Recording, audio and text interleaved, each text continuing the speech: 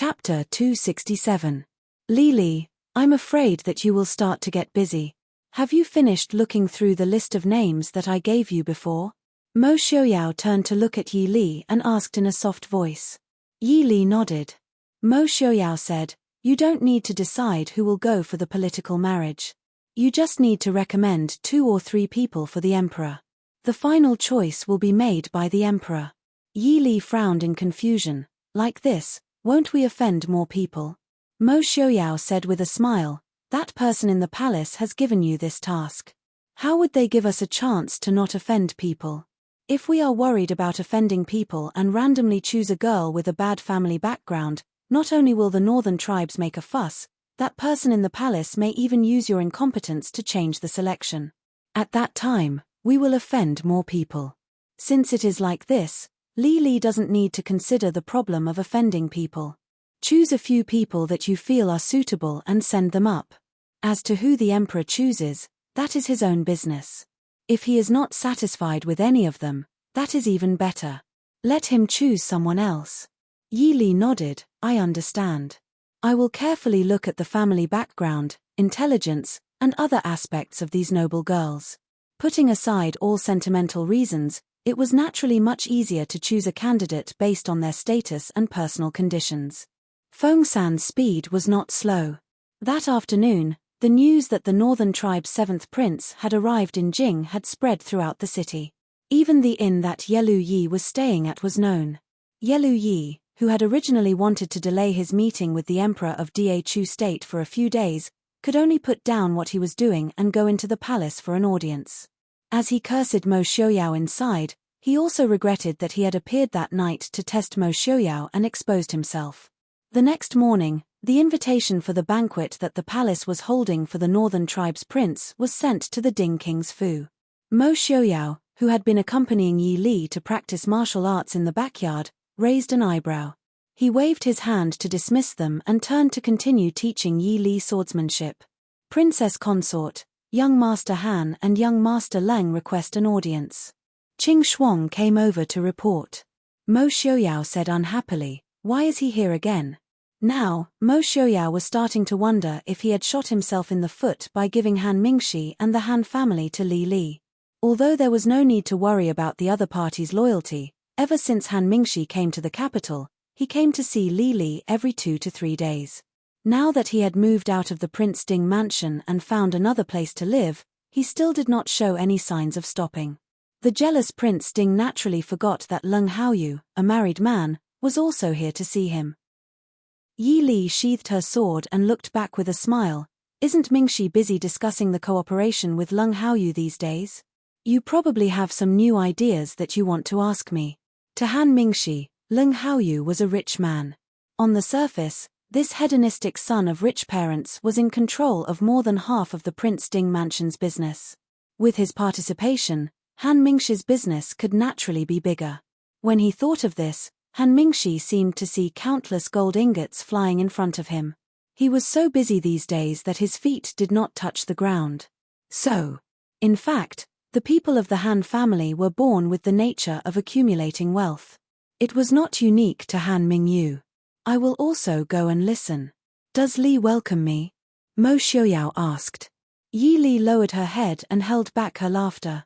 She pretended not to see a certain someone's jealous expression and said with a smile, Since Leng Haoyu is participating, what other secrets can he have from the prince? In fact, Yi Li occasionally felt that separating her people and Mo Xiaoyao's people clearly might not be beneficial to the operation. At the same time, she also knew that this was because the Prince Ding mansion's future was determined. Mo Xiaoyao wanted to leave some power for himself so that if something happened in the future, he would have something to rely on. So she was very grateful for Mo Xiaoyao's intentions. In the study, when they saw Mo Xiaoyao and Yi Li coming in hand, Leng Haoyu and Han Mingxi stood up to welcome them. Mo Xiaoyao nodded and smiled faintly, no need for formalities. Sit down. Yi Li smiled and looked at Han Mingxi, who looked much better. Mingxi, why are you here so early? Han Mingxi nodded and raised his eyebrows with a smile. There is indeed something. These few days, Leng and I have almost finished discussing it. Leng is in charge of Dachu state. In a few days, I plan to go to Nanjiao and Xiling. As for the northern tribes, we can talk about it later. In terms of commercial value, the northern tribes could be said to be the least developed of the 4 countries. Many of the businesses in the Central Plains could not be done in the northern tribes and did not make much money. Yi Li tilted her head and thought for a moment before saying, "It is said that there are many gold and silver mines in the northern tribes." Leng Haoyu nodded and said, "Indeed, the northern tribes may be remote and bitter, but there are many gold and silver mines. Just look at the northern tribes' nobles. The nobles of the northern tribes, whether male or female, like to use large gold ornaments and decorate themselves like moving gold treasures. The people of the Central Plains despise the barbarians outside the Great Wall for their vulgarity, but who could say that they did not envy them for using gold like silver?" Wang Fei's meaning is, Leng Haoyu said hesitantly, "Wouldn't it be too much gold to bite the hand?"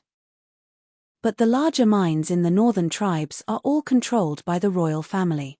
The northern tribes are very xenophobic. It is basically impossible for us to meddle in this area. Yi Li shook her head and said with a smile, "No, I don't plan on meddling with their gold mines. What is valuable in the northern tribes is not the gold mines or their war horses." Han Mingshi frowned and said, "The restrictions on the war horses of the northern tribes are even more severe than the gold mines. The war horses of the northern tribes were famous all over the world, and the Da state did not produce good horses.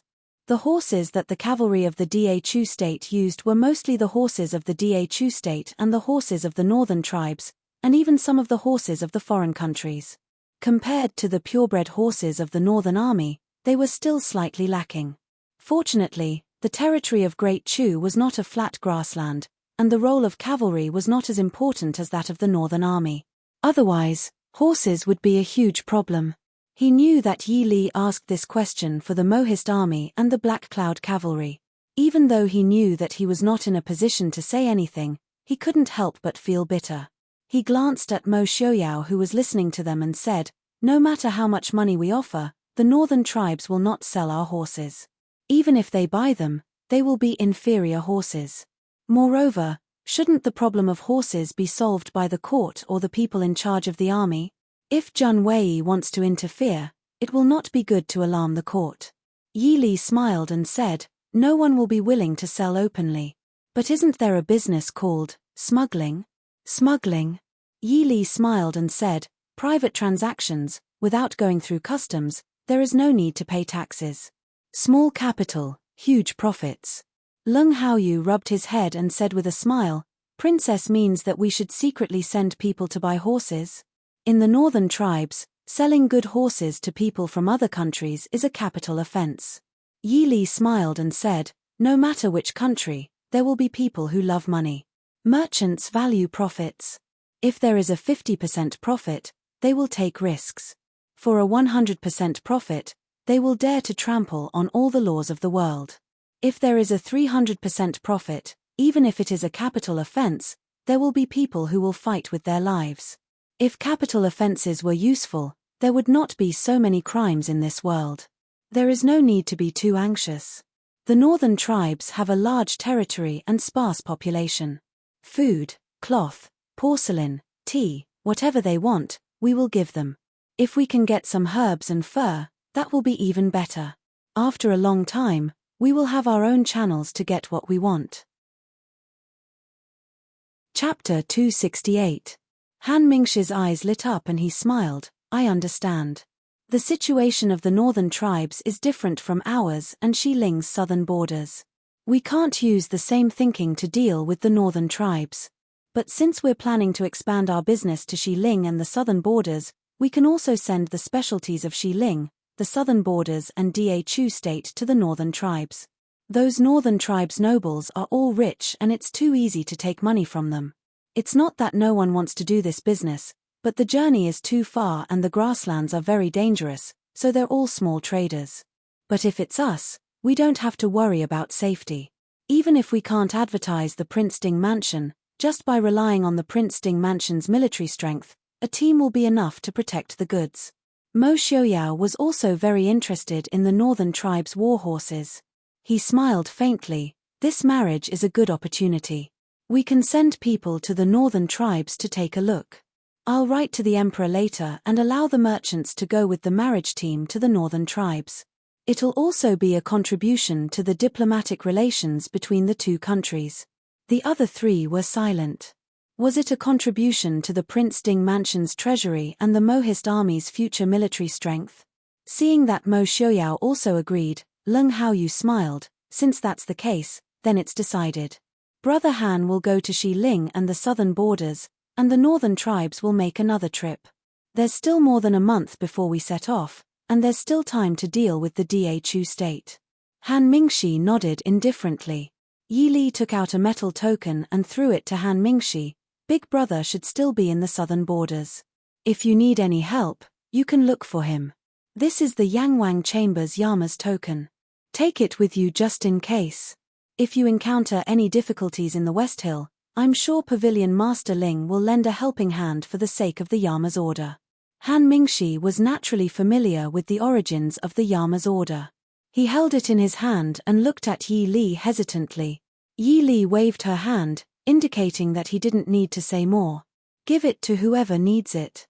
Since I'm in the Chu capital, I probably won't be able to trouble Pavilion Master Ling. Wouldn't it be a waste if he kept owing her?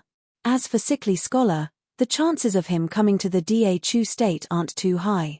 And Four had sent news a few days ago that they had just found Master Liang, who had been brought back to Xiling by Sickly Scholar.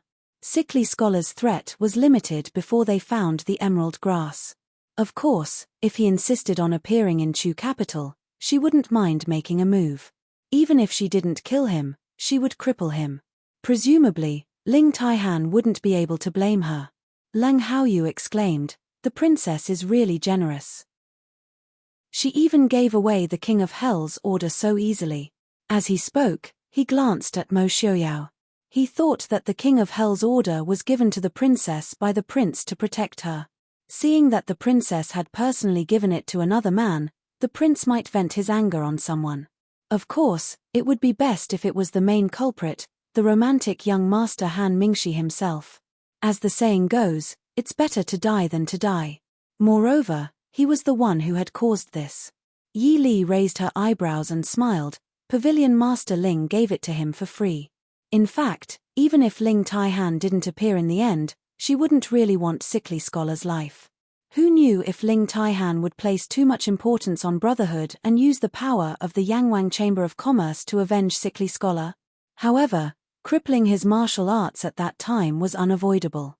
As long as she left Sickly Scholar alive, Ling Taihan wouldn't cause trouble for her out of respect for her elder brother.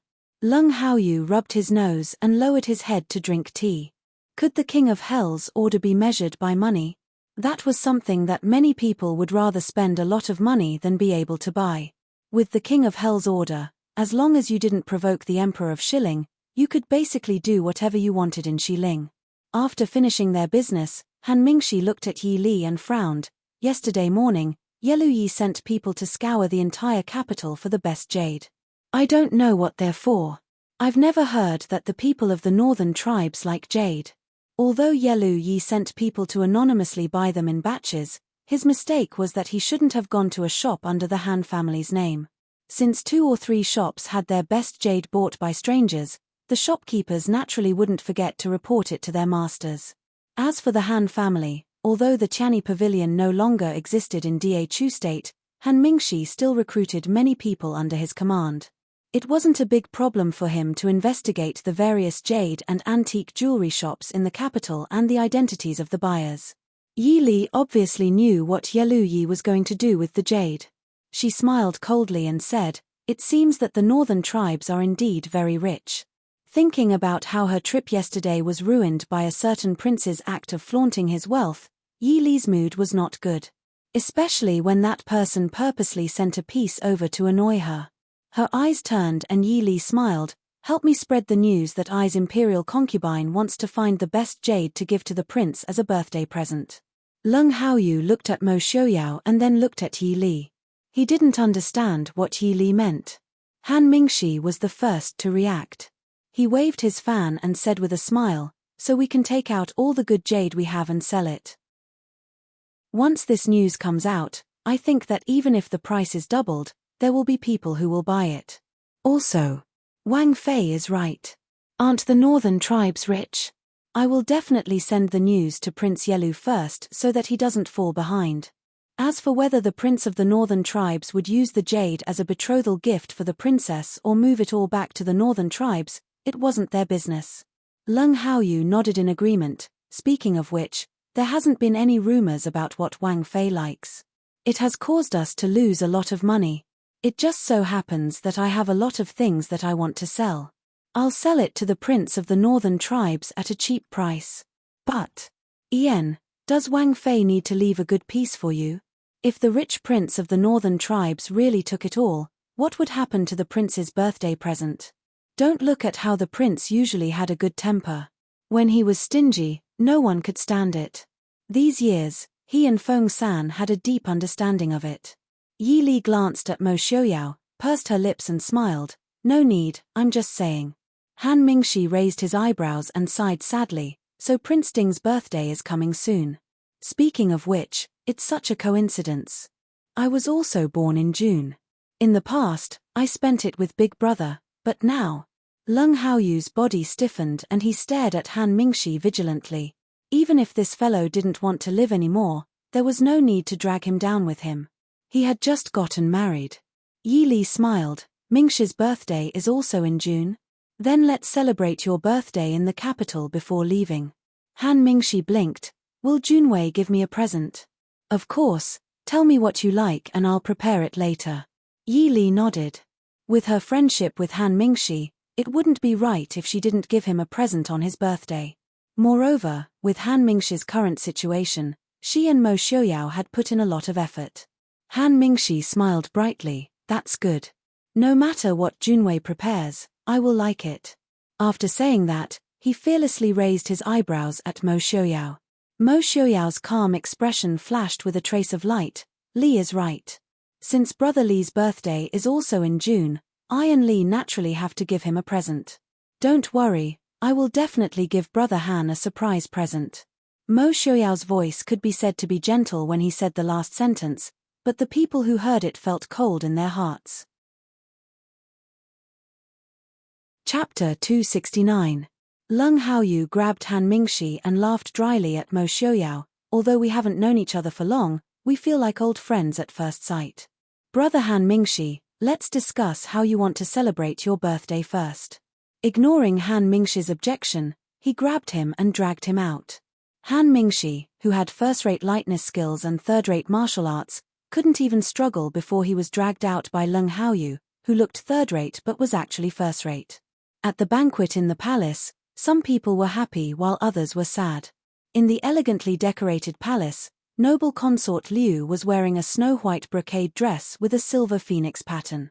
The maid behind her carefully avoided the snow-white dress on the ground and inserted a silver butterfly tassel hairpin into her soft black hair. Noble concubine Liu looked at the reflection of her family members in the bronze mirror with an indifferent expression. Noble consort, the princess is here. The maid beside her reported softly. A touch of warmth flashed in noble consort Liu's cold eyes. Let her in. After a while, a young girl in a light yellow dress came in. She stood at the door and looked at noble consort Liu timidly. Then she walked forward and called softly, "Mother." Noble consort Liu turned around and pulled the girl in front of her. Looking at the face that was somewhat similar to hers, noble consort Liu lowered her eyes and suppressed the complicated expression in her eyes. She asked softly, "Ning'er, why did you come to my place at this time?" The girl looked up at noble consort Liu and whispered, "Sister Changle said that she would attend the banquet with mother. I also want to go with mother." Noble consort Liu was stunned and frowned. "You are still young. Tonight's banquet is to welcome the prince of the northern tribes. You don't have to attend." Tears of grievance appeared in the girl's eyes. Sister Changle was only 1 year older than her. However, Imperial Mother would often bring her to the palace banquets to play together. However, Imperial Mother had never been willing to bring her along, nor was she willing to play with her. She knew that Mother didn't like her. Noble consort Liu's expression softened when she saw the shock on the girl's tender face. But she soon calmed down and said coldly, "Ning'er, don't you listen to Mother? Go back. Looking at her daughter's aggrieved and sad appearance, she finally paused and said in a low voice, "Go back to your own palace. In a while, let Mama bring you to the palace banquet." The girl raised her hand to wipe away the tears on her face and sobbed, "Woo-woo. Mother, don't be angry. Ninga won't go. Ninga is going to play with my brothers." After saying that, she turned around and stumbled out. It was quiet in the hall. The chief maid beside noble consort Liu frowned and said in a low voice, "Your Highness, aren't you being too?" Noble consort Liu turned around and said blandly, "No need to say more. Help me dress up." Seeing her like this, the palace maid did not dare to persuade her again. She looked back at the door and sighed slightly in her heart. Compared to how the Empress treated the eldest princess, the Empress treated the second princess and even the two princes too coldly. This way, when the princes and princesses grew up in the future, their feelings for the imperial concubine would also be affected. It was a pity that the imperial concubine would not listen to their advice. They could only nimbly dress up for their mistress. Noble consort Liu stood up and looked at herself in the mirror before turning around and saying, "Let's go." The banquet was still the same as usual, with songs and dances celebrating peace and prosperity. Yi Li sat next to Mo Xiaoyao.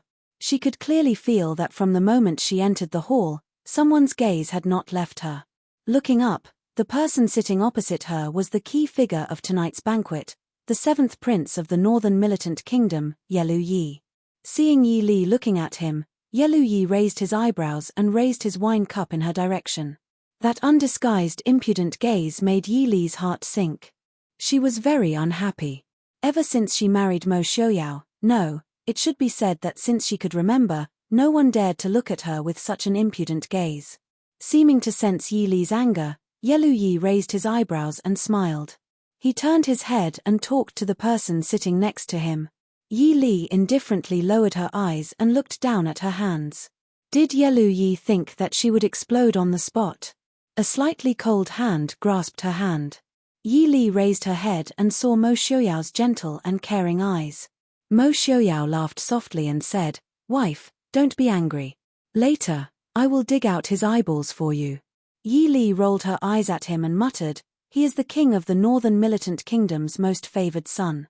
If you dig out his eyeballs, won't the northern militant kingdom and the Da Chu state fight?"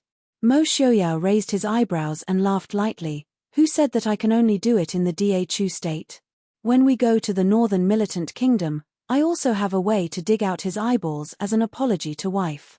Yi Li shook her head, "It's nothing. It's fine as long as you come back safely from the northern militant kingdom. It's better if you don't cause any more trouble." Mo Xiaoyao looked deeply at her happy expression. "Wife, are you worried about me? Your husband is really happy." Yi Li couldn't help but pinch him. Ever since that night at the Lantern Festival, this person had become more and more pretentious. All day long, his wife and husband wouldn't stop talking about each other. Mo Jingqi, who was sitting above, naturally saw the interaction below clearly. His originally handsome face twisted slightly.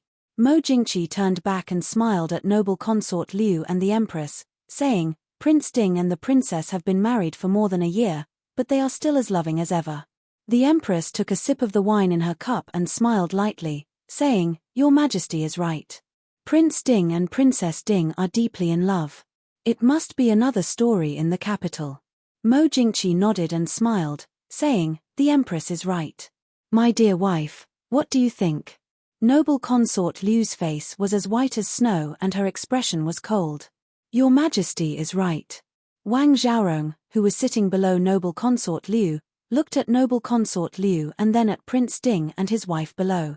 She covered her mouth and smiled foolishly, saying, "I heard that Sister Liu and Prince Ding were childhood sweethearts." Before she finished speaking, Mo Jingqi's gaze shot to her like a sharp arrow. Wang Xiaorong's heart jumped. She knew that she had said something wrong, but she was so scared that she didn't know what to do. The Empress frowned and said lightly, "Wang Xiaorong, you can't drink much. What nonsense are you talking about?" Wang Xiaorong's face was a little ugly, but she knew in her heart that the Empress had helped her out. She hurriedly agreed and lowered her head, not daring to say more. "Your Majesty. His Highness, Yelu Yi suddenly stood up and spoke to Mo Jingqi in a clear voice. My country's crown princess passed away at the beginning of the year. In consideration of the diplomatic relations between the two countries, father promised to welcome the princess of Da Chu state to the northern tribes as the crown princess. This prince doesn't know if I would have the honor of meeting my future sister-in-law. Yelu Yi's words caused an uproar in the hall. The difference between becoming the crown princess of the northern tribes and becoming the crown princess of the northern tribes and becoming the crown princess of the northern tribes was like the difference between clouds and mud. Not to mention those who couldn't see through it, even those who had already seen through this marriage couldn't help but be moved. What was the use of a daughter in a family? Marriage in exchange for short-term benefits or relationships. After all, no one could rely on a woman to maintain a relationship for a long time, right? Even if they knew that the woman who married into the northern tribes wouldn't have a good life, if there were enough benefits, sacrificing a daughter was completely worth it. Yi Li was a little surprised. She tilted her head to look at Mo Xiaoyao. Mo Xiaoyao smiled faintly and said in a low voice, the difference between becoming the crown princess and officially becoming the crown princess is not just a little bit. Who said that the northern tribes people are straightforward and courageous, not scheming and crafty? Chapter 270. Yi Li suddenly understood. Wasn't that so? For a moment, she had forgotten that each country's royal family had something like a golden book. Even the barbarian northern tribes had something similar.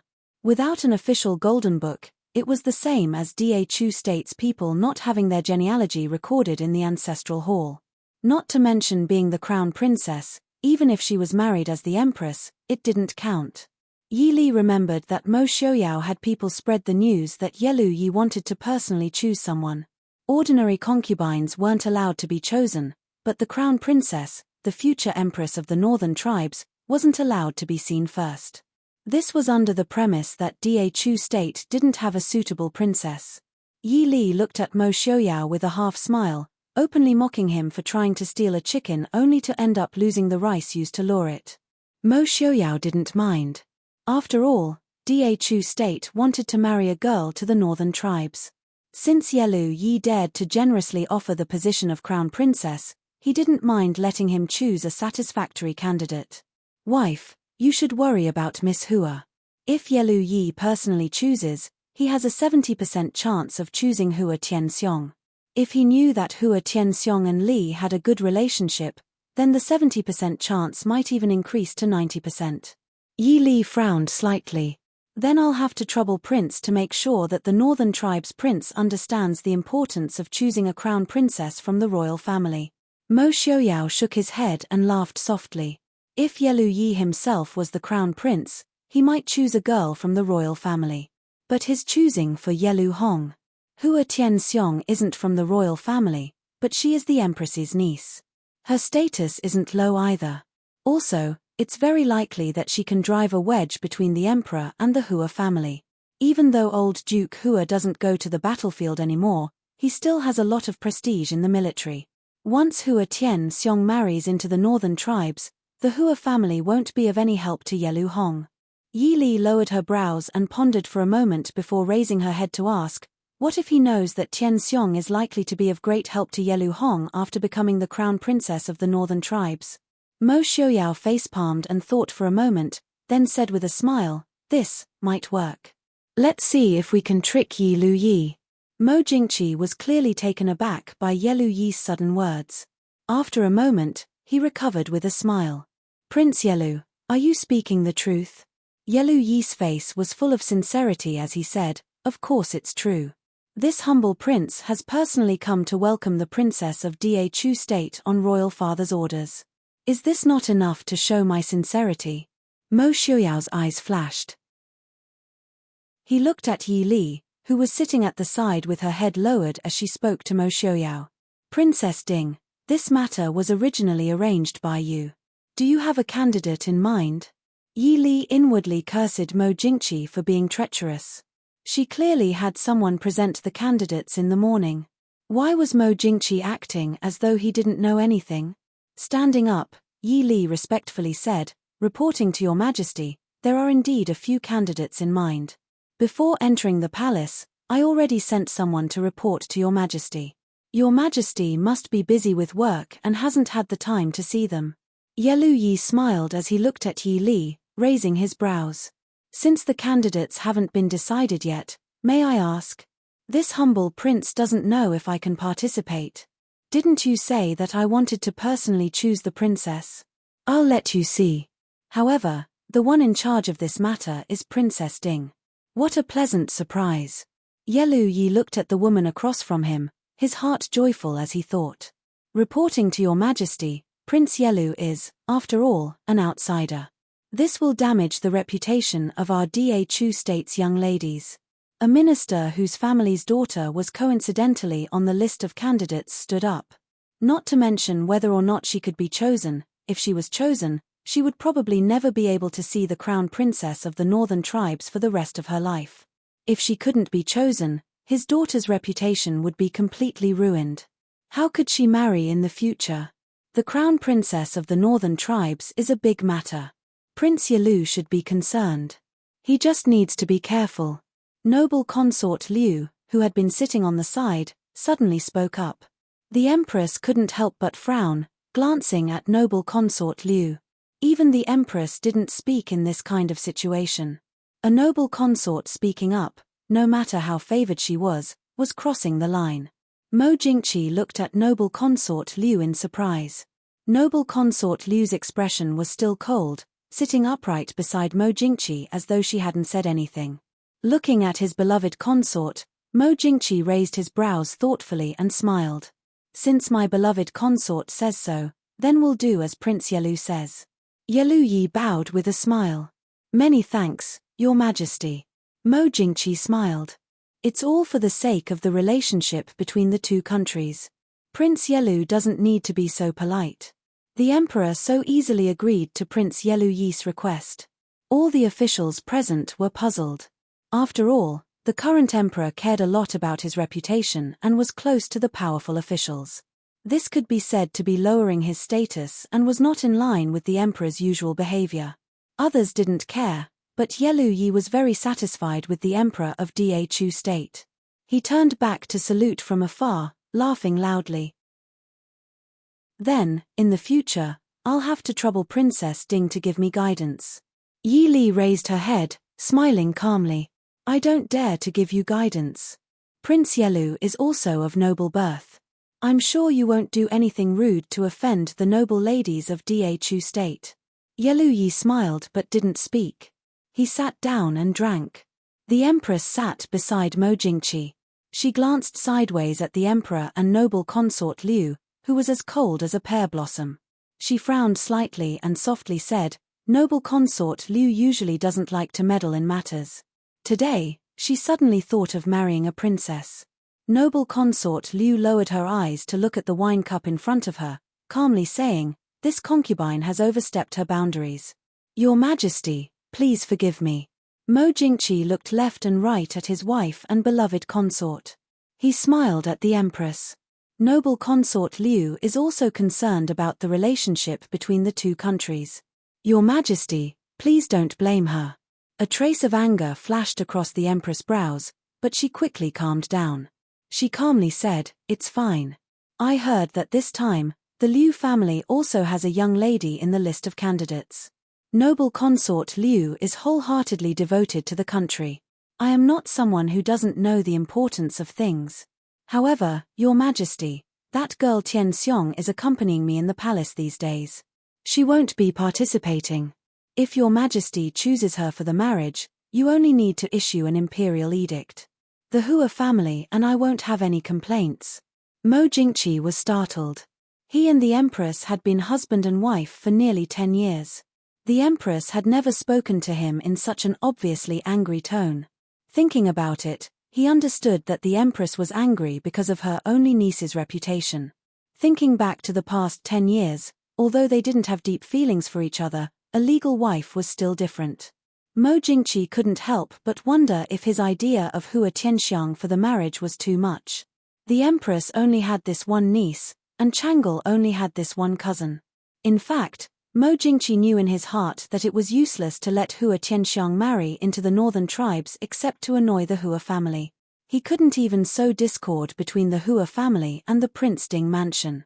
He had just slapped the Empress's face for noble consort Liu. It was nothing to make up for it. Looking at the Empress's angry face, Mo Jingqi's expression softened. He patted the Empress's hand and said, "Don't worry. I'll have someone delete Tian Xiong's name later." The Empress lowered her eyes, revealing a very faint smile. She said, "Thank you, Your Majesty."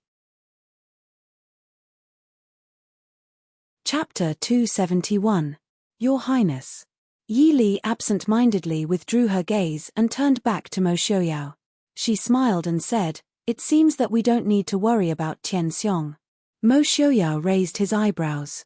Yi Li smiled and said, "It seems that the Empress has already helped Tian Xiong convince the Emperor." The Empress had no children, but she was able to sit in the position of Empress for so many years in the palace surrounded by powerful enemies. Even the favored noble consort Liu didn't dare to offend her. It could be seen that she wasn't an easy person to deal with. Noble consort Liu had just spoken past the Empress, and the Empress only had to express a little dissatisfaction to make the Emperor relent. But noble consort Liu. Yi Li's clear eyes swept across the snow-robed woman in the hall. She furrowed her brows thoughtfully. The Empress' intelligence isn't inferior to anyone's. She just didn't mean it. On the other hand, Li seems to have some strange abilities. Mo Xiaoyao laughed softly. Even though they were sitting at the very front, there was still a distance between them and the dragon throne.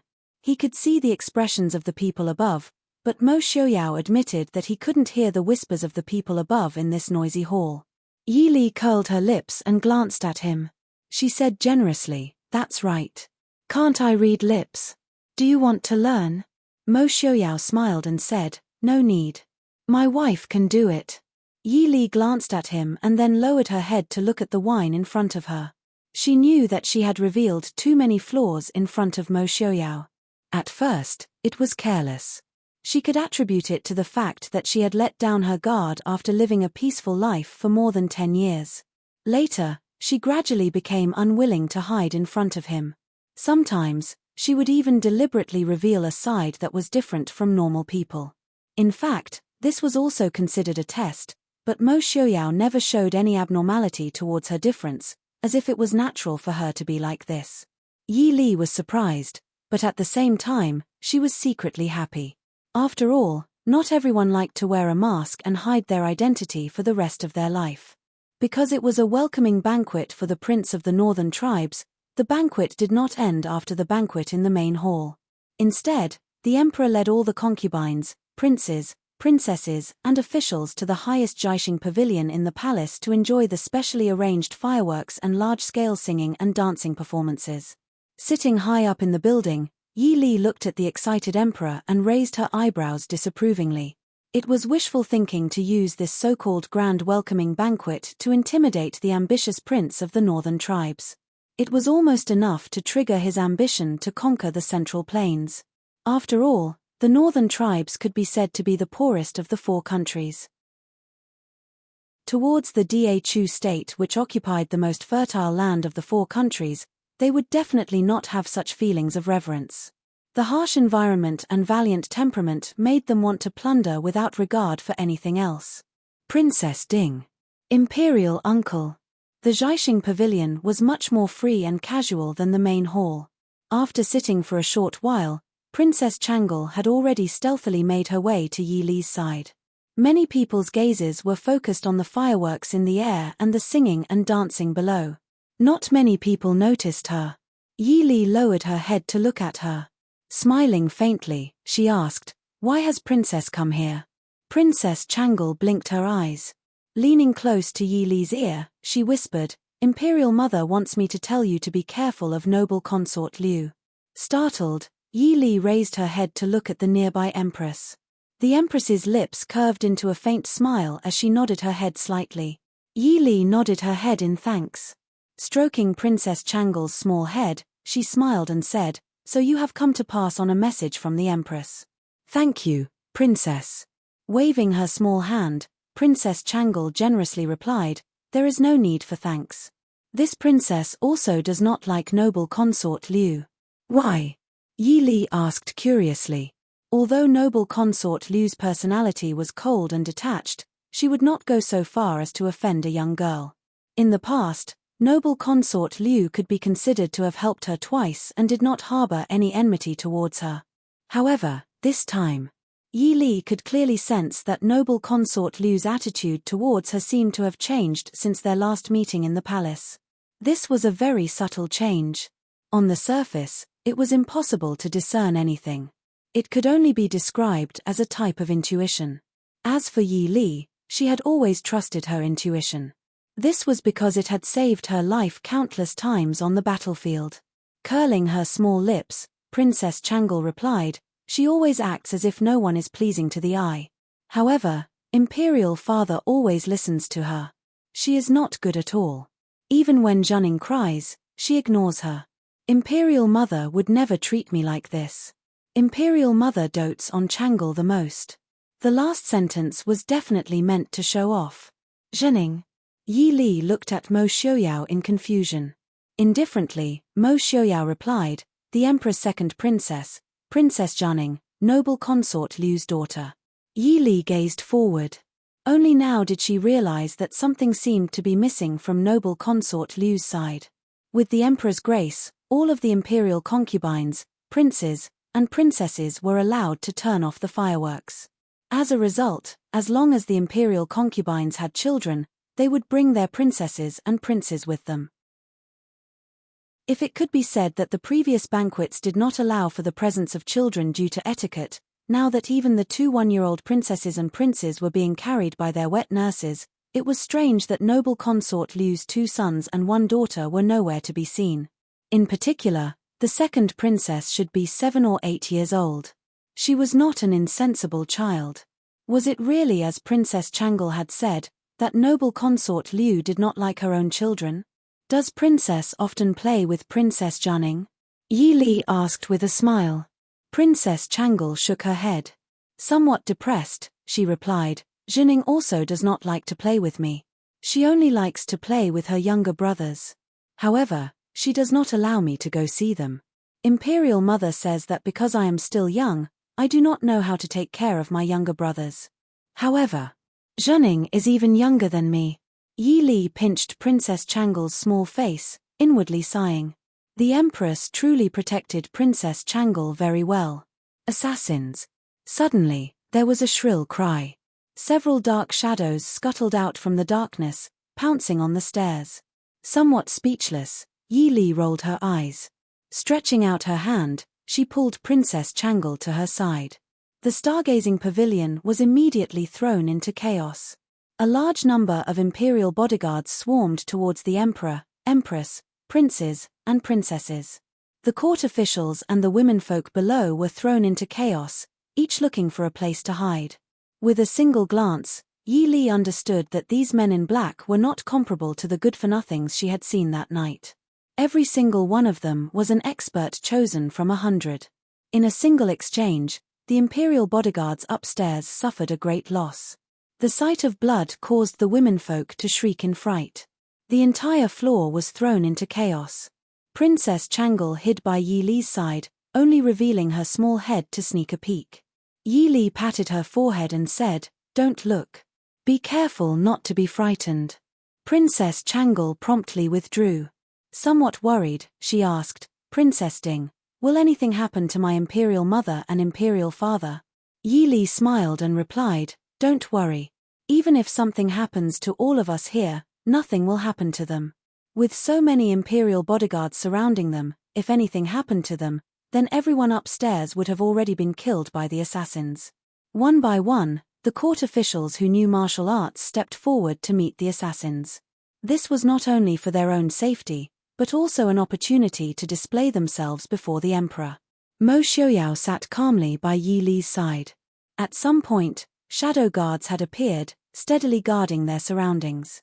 Even if 1 or 2 occasionally broke through their defenses, they would be dealt with by Qingwan, Shadow 2, and Shadow 3. In the chaotic upstairs, there was a strange calm on their side. Chapter 272. I say, Prince, do you want to go up and protect the emperor? Yi Li looked teasingly at Mo Xiaoyao as she asked softly.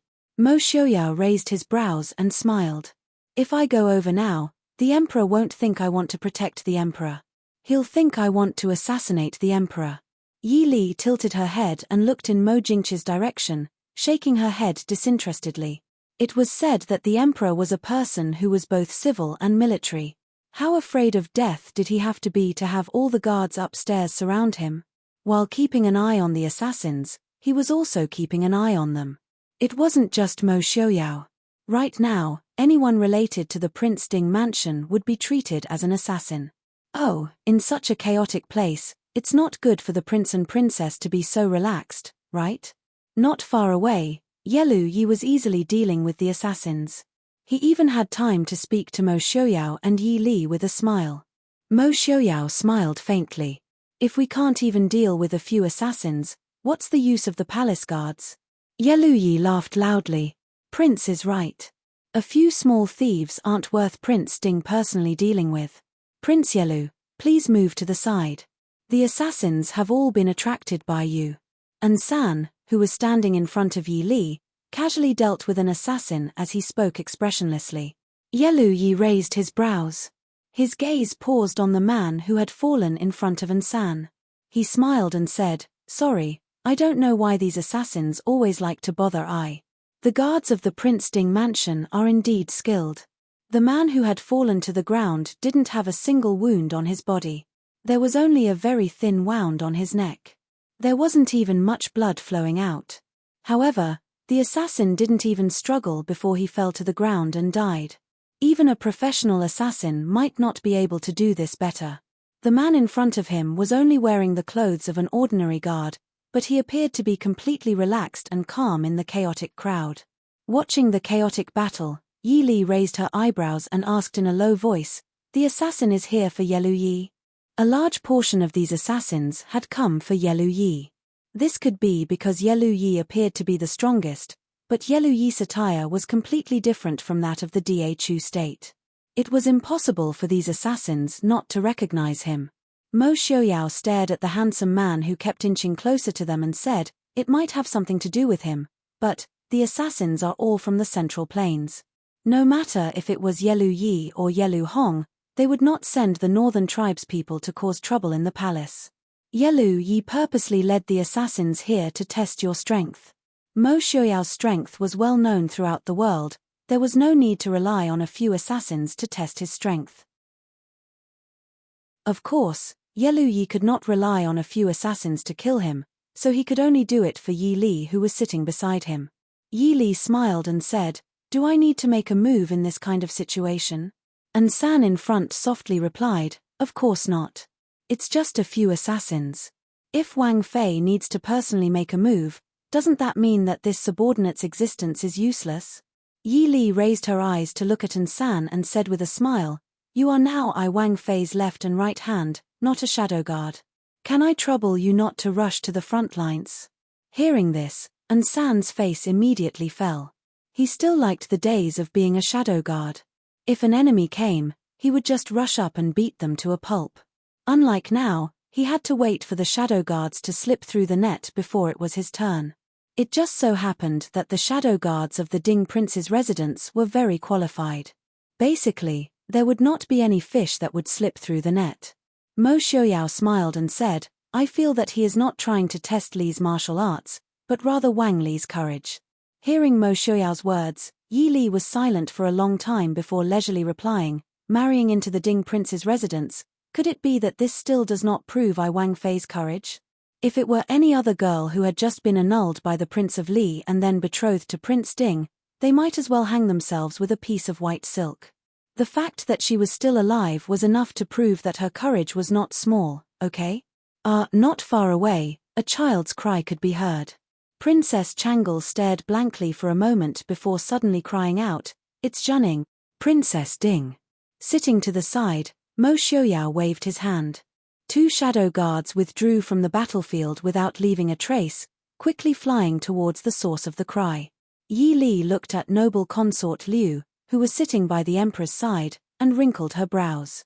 Even they had heard Princess Junning's cry. She did not believe that noble consort Liu had not heard it. However, noble consort Liu's expression remained as calm as usual. Even the Empress frowned as she glanced in that direction. As the birth mother, she acted as if she had not heard anything. In the past, she only felt that noble consort Liu's temperament was cold and untainted. However, looking at her now, she could not help but feel a chill in her heart. A woman who did not even care about the safety of her own daughter, what exactly was she thinking in her heart? Surrounded by layers of imperial bodyguards, the Empress calmly said a few words to Mo Jingqi. Mo Jingqi raised his head and looked in their direction. Seeing Mo Xiaoyao and Yi Li sitting calmly to the side, his eyes darkened. In a clear voice, he said, "Prince Ding, I'll have to trouble you to bring our second princess back." Mo Xiaoyao smiled faintly. He stood up and smiled at Yi Li before flying out of the building. With Mo Xiaoyao's status, it was fine for him to sit and not do anything. However, if the emperor personally ordered him not to do anything, then it would be inexcusable. The empress clearly did not expect that Mo Xiaoyao would ask Mo Xiaoyao to go save the princess. She stared blankly in the direction of Yi Li, frowning with worry. First, she had to worry about Princess Ding. Her daughter was still young. If Prince Ding was not there to protect her, how could she be at ease? Glancing at noble consort Liu, who was sitting calmly on the side, the empress's face darkened for the first time. Zhen Ning was taken away by the assassins. Noble consort Liu, aren't you worried at all? Noble consort Liu calmly withdrew her gaze from the outside of the building and said indifferently, "There are so many imperial bodyguards in the palace. Of course, they will bring Zhen Ning back safely. Your Majesty, I'm sorry for making you worry." The Empress was so angry that she felt suffocated. She snorted coldly and did not speak anymore. She just kept watching Yi Li and Chang'e over there. With the Emperor's temper, he would never allow her to send someone to bring Chang'e over, even if the one in the chaos was his own daughter. As soon as Mo Xiaoyao left, the besieging assassins became fiercer. Obviously, these assassins were afraid that Mo Xiaoyao had not done anything yet, so they did not use their full strength. Now that Mo Xiaoyao was no longer present, they naturally had to take advantage of the time before he returned to finish off the enemies in front of them. A black-clothed assassin was thrown to the side of Yi Li's feet. Princess Chang'e, who had a sinister expression on her face, could not help but shriek. Yi Li frowned. Rising, she ordered, Qinghuan, take 2 people to protect Princess Chang'e. Looked at Yi Li with disapproval. Princess Chang'e tightly gripped Yi Li's clothes, unwilling to let go. Although she was still young, having grown up in the palace, Princess Chang'e's intuition was superior to that of ordinary people. Being by Princess Ding's side made her feel extremely at ease. Yi Li pulled her hand away, softly saying, "Good child. It is very dangerous to be by my side. Follow the 2 of them to a safe place." Princess Chang'e blinked her eyes and gazed at her. "Princess Ding, come with me." Yi Li smiled faintly and shook her head. She swept a glance at Yelu Yi, who was fighting skillfully. So long as she moved, Yelu Yi would definitely draw the assassins towards her. Since this was the case, it was better to stand here and deal with any changes by remaining unchanged. The princess must be obedient. Do not let your imperial mother worry, understand? Princess Chang'e hesitantly glanced at the nearby empress, who was nervously watching her. In the end, she obediently nodded her head. Chapter 273. In the midst of the fight, Yelu Yi turned back to glance at Yi Li, who was still standing not far away. He raised his brows and smiled. "Princess is indeed brave." Yi Li leaned against the pillar, calmly saying, "If Prince Yelu didn't lead them here, I would be happier. Actually, right now I'm so scared my legs can't move." Having his intentions exposed, Yelu Yi didn't feel embarrassed at all.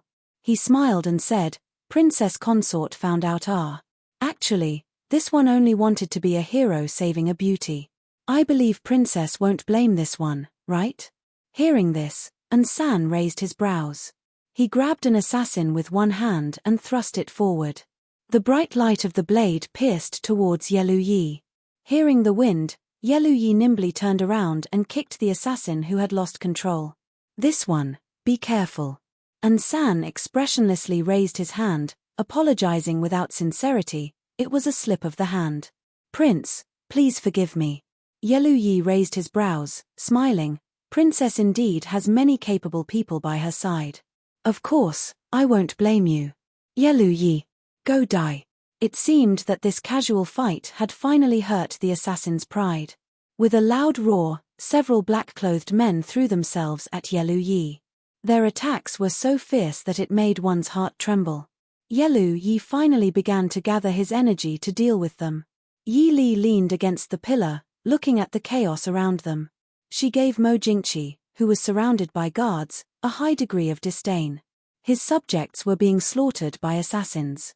As the monarch, half of his guards didn't move. He refused to let them leave his side to deal with the assassins.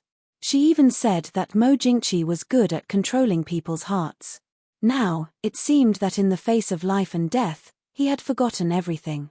Even though it wasn't a life and death situation yet. With a few clear sounds, several more black-clothed men rushed into the building. Yi Li couldn't help but frown. The palace was heavily guarded. How capable were these assassins to be able to infiltrate the palace on such a large scale? And the palace guards. It had been almost 15 minutes, but not a single guard had arrived. Faintly feeling that something was wrong, Yi Li began to move out of the building without leaving a trace. There was a strange sound in the air. Yi Li narrowed her eyes and said sternly, "Let's go. They want to set fire to the building." Just as he finished speaking, an who was in the corner, had already grabbed Princess Changle and flew out. Behind them, Qing Luan nodded to Yi Li and followed them out. And San, who was beside Yi Li, beat back an assassin with a palm. He grabbed Yi Li and jumped out of Zhai Xinglu amidst the rain of arrows. Yi Li found a place to hide and steadied herself. When she turned around, the first and second floors of Zhai Xinglu were already on fire.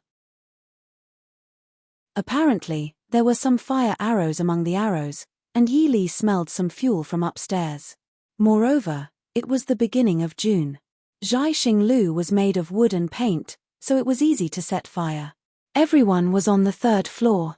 Once the fire started, the already chaotic Zhai Xinglu was filled with endless screams and cries for help. And San, save them. Wang Fei, we didn't bring many people into the palace. And San frowned. Yi Li said in a low voice, "Don't worry about me. Save them first." Today, those who had the qualifications to ascend Zhai Xinglu were all important officials of the court. Not to mention more than half dead, even a few injured would be troublesome. Helpless, and San could only wave his hand for the shadow guards who had followed behind to go upstairs and save them. Very quickly, Mo Jingqi and the other imperial concubines were all rescued by the guards. The guards who had originally surrounded Mo Jingqi and had no place to fight immediately faced the assassins outside. In the darkness, no one knew how many assassins there were. The imperial concubines, princes, and princesses of high status were still fine, as they had people protecting them. As for the imperial concubines who were not ranked in the rankings, no one would care if they died. Upon landing, the empress looked all around. With great difficulty, she finally saw Yi Li. Without caring for anything else, she hurriedly ran over. "Wang Fei. Changle." Yi Li said, "Wang Fei, there is no need to worry. Princess Changle has already been sent to a safe place." The empress let out a breath, smiling faintly. "Thank you, be careful." Yi Li pulled the empress away, pushing her towards the guards who had followed over. Tilting her head, she dodged the incoming blade and nimbly slipped past the assassin's side.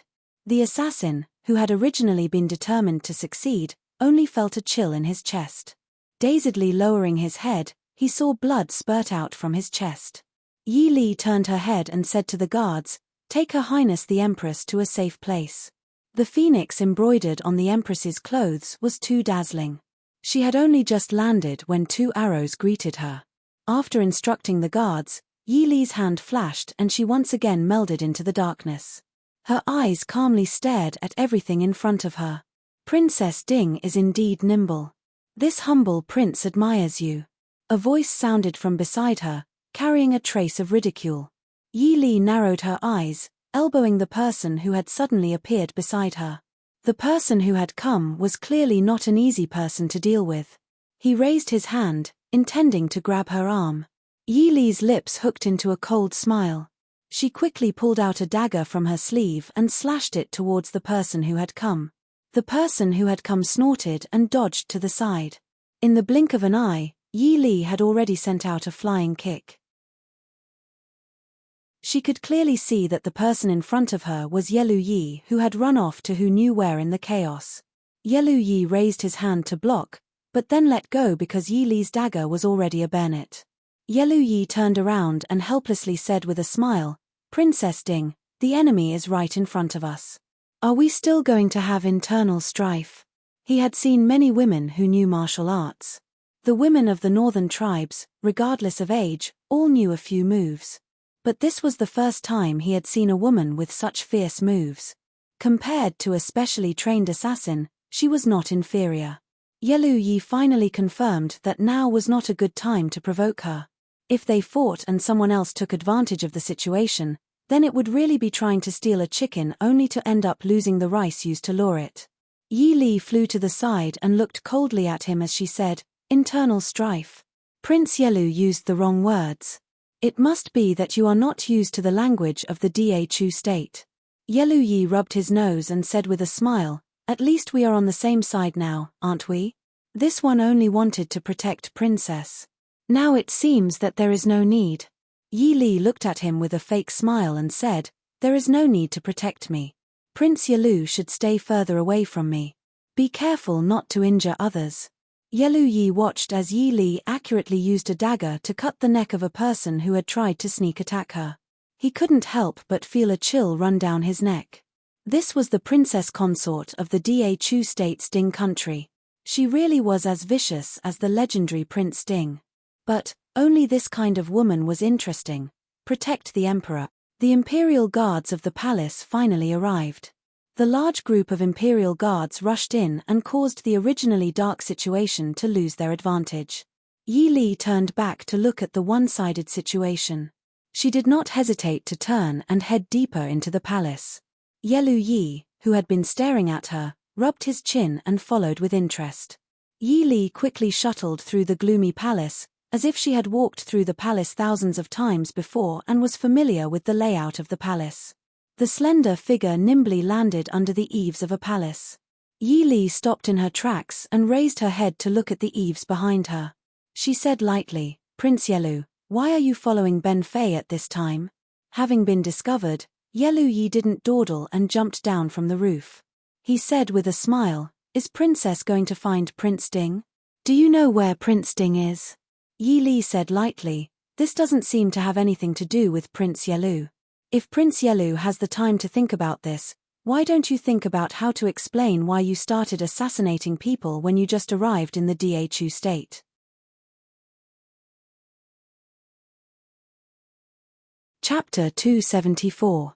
Just now at Zhaixing Lu, the assassin had directly called out Yelu Yi's name. At that time, many people had heard it. Not many people knew about the assassination at the Lantern Festival, but it did not mean that it would not spread. If there were any important casualties tonight, those noble families would most likely place the blame on Yelu Yi. Yelu Yi said innocently, "This one has come from afar. Who knew that the Dhu state is more dangerous than our northern tribes?" Yi Li sneered, "I think that compared to the northern tribes, Prince Yelu is more like someone from our Dhu state." Finishing, she did not care about Yelu Yi's expression and turned to quickly walk forward. The two of them, one in front and one behind, walked a short distance in the imperial palace. Probably because of the assassin, most of the guards had gone to Zhaixing Lu. At this time, the imperial palace was not as strict as usual. Yi Li frowned as she walked. If someone were to sneak into the palace at this time, the consequences would be unthinkable. Yelu Yi leisurely followed behind Yi Li. He could see that Princess Ding was not aimlessly searching the palace, but was going in a certain direction. But with his eyesight, he could not find any traces of Mo Xiaoyao. After thinking for a long time, he could only conclude that it was a secret mark of the Ding Palace that he did not know about. Very quickly, The two of them reached the peach forest at the edge of the imperial garden. Yelu Yi frowned. Wang Fei, are you sure you didn't find the wrong place? Yi Li jumped over the river in front of her and said calmly, I did not ask Prince to follow.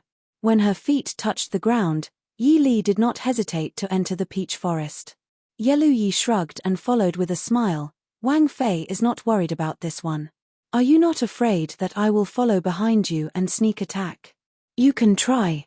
Yelu Yi rubbed his nose and was speechless.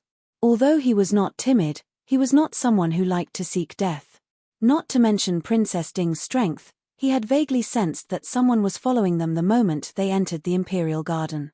It would have been fine if that was all, but he was still unable to determine who the person following them was.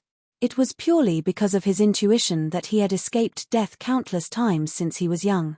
Since Princess Ding had said so, Yi Luixi knew that the people following them must be from the Prince Ding mansion. He could not help but hate the strength of the Prince Ding mansion. The palace was in a complete mess, but Yelu Yi dared to guarantee that even the most inconspicuous guard in the Prince Ding mansion did not feel the slightest bit of panic. Not long after Yelu Yi entered the forest, he heard voices coming from afar. However, it didn't sound like a fight. Instead, it sounded like a woman arguing about something.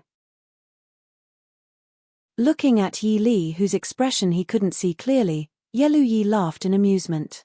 Following this woman was indeed the right choice.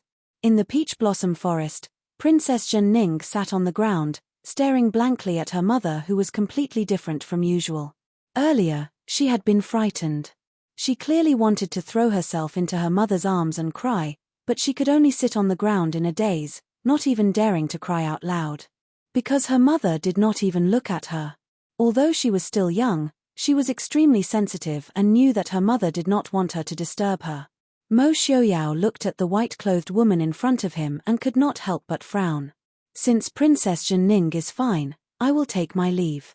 Not long after chasing out of Zhai Xinglu, he discovered that the assassins who had kidnapped Princess Zhenning had no intention of harming her. They only wanted to draw him away. However, Mo Xiaoyao did not expect that the kidnappers were arranged by the woman in front of him. She actually predicted that Mo Jingqi would ask him to save Princess Zhenning. It seemed that he had underestimated noble consort Liu's influence on Mo Jingqi. Do you hate me that much? Noble consort Liu said faintly. Her usually cold and indifferent voice had a hint of hidden bitterness in it. Mo Xiaoyao frowned and turned to look at noble consort Liu. I don't hate you or not. Hearing this, noble consort Liu's face paled. She gently bit her red lips, unable to speak. This answer was actually more rewarding than pure hate. In Mo Xiaoyao's eyes, she did not even have the right to make him hate her, because there was no relationship between them to begin with. Why do you treat me like this? Noble consort Liu asked in a trembling voice. Her cold face had a hint of fragility and sadness. Compared to her usual high and mighty appearance, she had a hint of gentleness and helplessness. She raised her head to look at Mo Xiaoyao and asked unwillingly, why do you never look at me? In the past, it was Su Zuidi. Now, it's Yi Li. I've never been worse than them. Xiaoyao, why don't you look at me? Whether it was family background, appearance, or talent, she had never lost to anyone. Even if it was Su Zuidi, who was the most beautiful woman in the world, she had never felt that she was more beautiful than her. However, ever since she was a teenager, this man whom she had fallen in love with at first sight had never been willing to look at her more than once. In the past, he only looked at Su Zuidi and smiled gently at her. He only accompanied her to play the zither, recite poems, and paint. He would never see her by his side. Originally, she thought that since Su Zuidi was no longer around, he would not treat anyone differently. But now, as a woman who wholeheartedly admired Mo Xiaoyao, she was more sensitive than anyone else. Mo Xiaoyao treated Yi Li even more differently than Su Zuidi. Mo Xiaoyao frowned with displeasure. He was not unaware of noble consort Liu's feelings for him. It was just that when he was young, he did not care at all. The second young master of the Ding Kingdom was the dream of many women in the capital. The number of women in the capital who secretly admired him was uncountable. Also, because of his mother and father, He would not pay attention to other women when he already had a fiancée.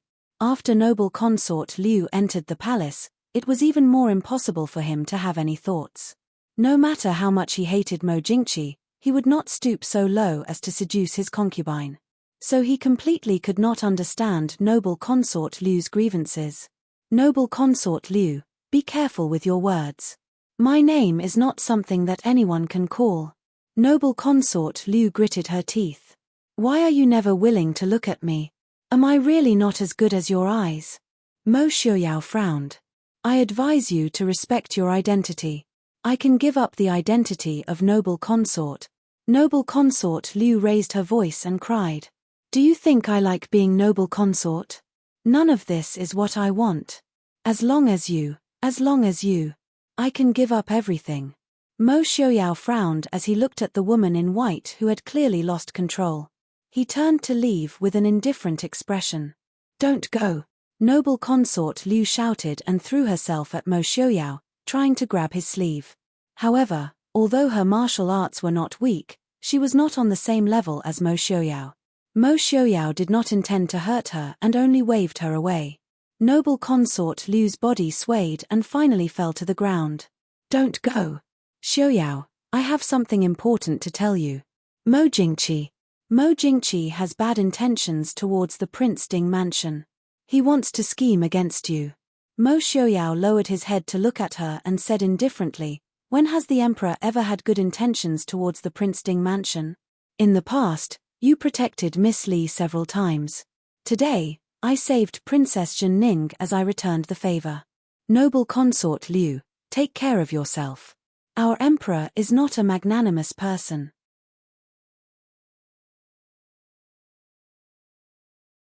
Chapter 275. Why, TSK, what an iron-hearted man. Noble consort Liu is a rare beauty. In a dark corner of the peach forest, Yelu Yi gloated by Yi Li's side. Yi Li glanced at him indifferently. She was surprised to see noble consort Liu here. When she came down from Zhaixing Lu, noble consort Liu was still by Mo Jingqi's side. How did she escape and appear in the peach forest in such a short time? Noble consort Liu had long known about Mo Xiaoyao's feelings. She also knew about Mo Xiaoyao's feelings. So she wasn't angry to see them. She was just surprised by noble consort Liu's deep love for Mo Xiaoyao. Looking at Princess Jinning, who was still sitting on the ground and not daring to speak, Yi Li secretly shook her head. It wasn't wrong to be deeply in love with a man, but it wasn't good to be careless about it. How careless did noble consort Liu have to be to tell her about her feelings for Mo Xiaoyao in front of her? Although Princess Jinning was only 8 years old, in the imperial family, an 8-year-old child wasn't ignorant. What do you think, princess? Do you want to go out and take a look? Yelu Yi smiled. Look at how affectionate noble consort Liu is. Doesn't princess have any thoughts? What if Prince Ding is moved? Yi Li glanced at him disinterestedly. If the prince wants to sow discord, he should use a clever excuse. Did he think she was stupid to go out now? Right now, noble consort Liu was probably just sad. If she appeared in front of her again, noble consort Liu would probably hate her to the heavens. Of course, it didn't mean she didn't hate her now. Yi Li reminded herself to be careful of noble consort Liu in the future. She was clearly disfigured, but she was still able to recruit people. Obviously, she wasn't completely disfigured. Yi Li calculated silently in her heart.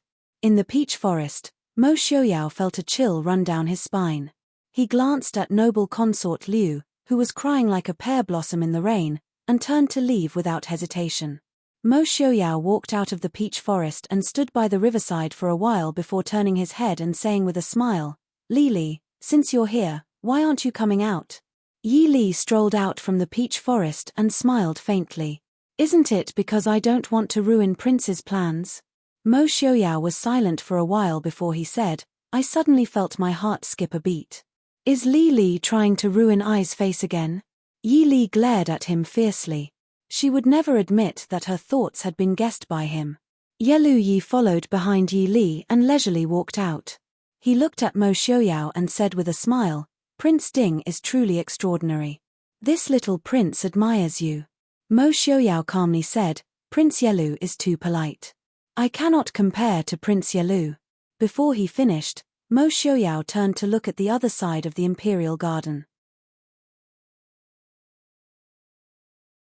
Mo Xiaoyao already belonged to her.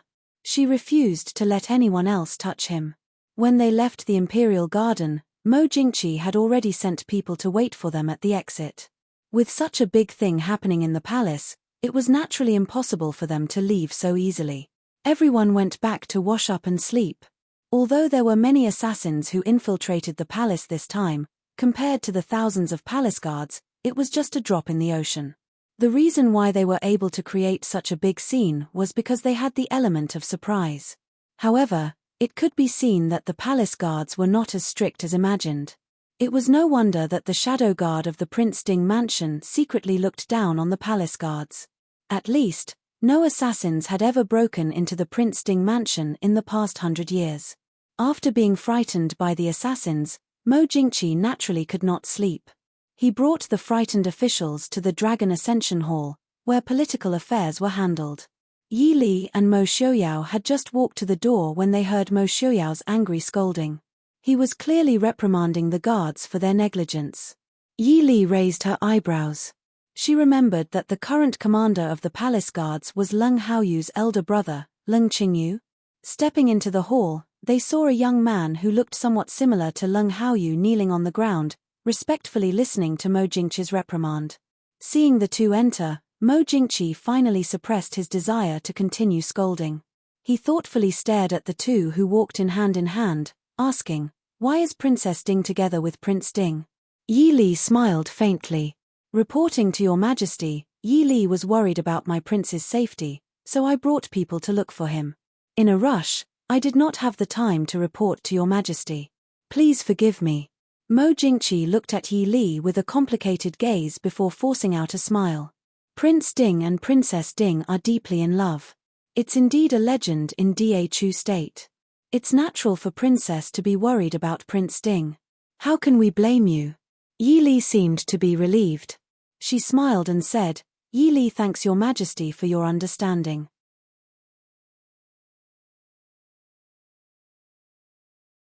Chapter 276. Is my Princess Zhenning all right? Mo Xiaoyao turned his gaze to Mo Xiaoyao. Mo Xiaoyao nodded mildly. Princess Zhenning was a little frightened, but she wasn't injured. That's good. Mo Jingqi smiled. Zhenning is Zhen's beloved daughter. If anything happens to her, Zhen and my beloved concubine will be extremely distressed. Although he was smiling, Yi Li did not see the slightest hint of joy in his smile. What does Prince Ding think of tonight's incident? Mo Xiaoyao stared at Mo Jingqi and asked.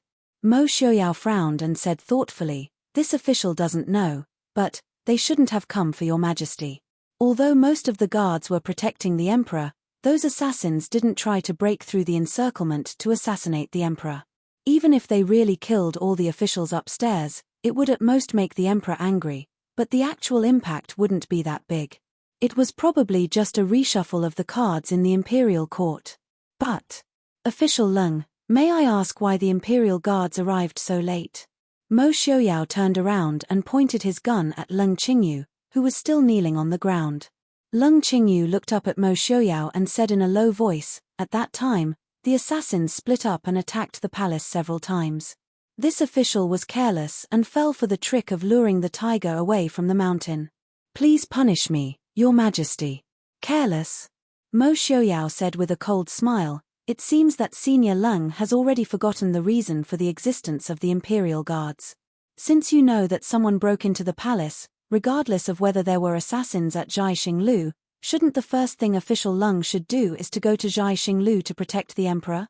The dignified commander of the imperial guards was actually lured away by a few assassins. "I think you should change your position as the commander of the imperial guards." Leng Qingyu's indifferent expression stiffened, but he knew that Prince Ding was right. He had indeed failed in his duty tonight. No matter what Prince Ding said, he had no room to refute. "That's enough." Mo Jingqi frowned. Tonight, it was indeed Qingyu's fault. He'll be fined half a year's salary. The guards in the palace also need to be reorganized. Next time, I won't let them off easily. Mo Jingqi's words were equivalent to not punishing Lung Qingyu.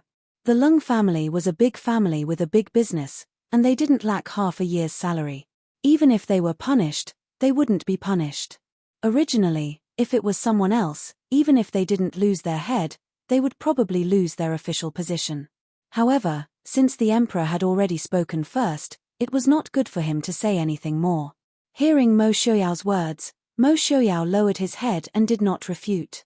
Seeing that Mo Xiuyao did not say anything, Mo Jingqi nodded in satisfaction.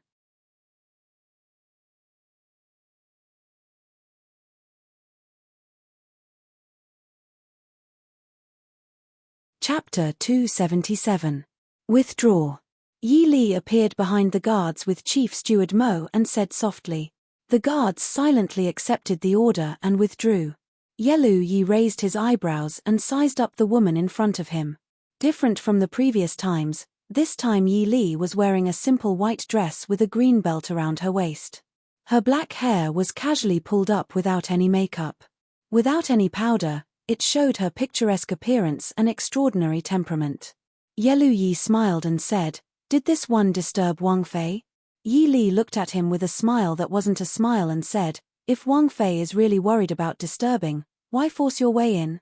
Yelu Yi smiled innocently and said, "This one just wanted to enjoy the beautiful scenery of Dingguo Wangfu." Who knew that Dingguo Wangfu would be so strict? Yi Li didn't feel the need to refute this kind of sophistry. She smiled faintly and said, "Wang Fei, please have tea in the front hall. Ben Fei will leave first." "Wait." Yelu Yi stepped forward. Chief Steward Mo, who was standing beside Yi Li, also stepped forward to block Yelu Yi. He smiled faintly and said, "Wang Fei, please conduct yourself with dignity." Yelu Yi laughed loudly and said, "Was Wang Fei practicing martial arts just now? This one is very curious about the martial arts of the Central Plains. I don't know if I have the honor to exchange pointers with Wang Fei."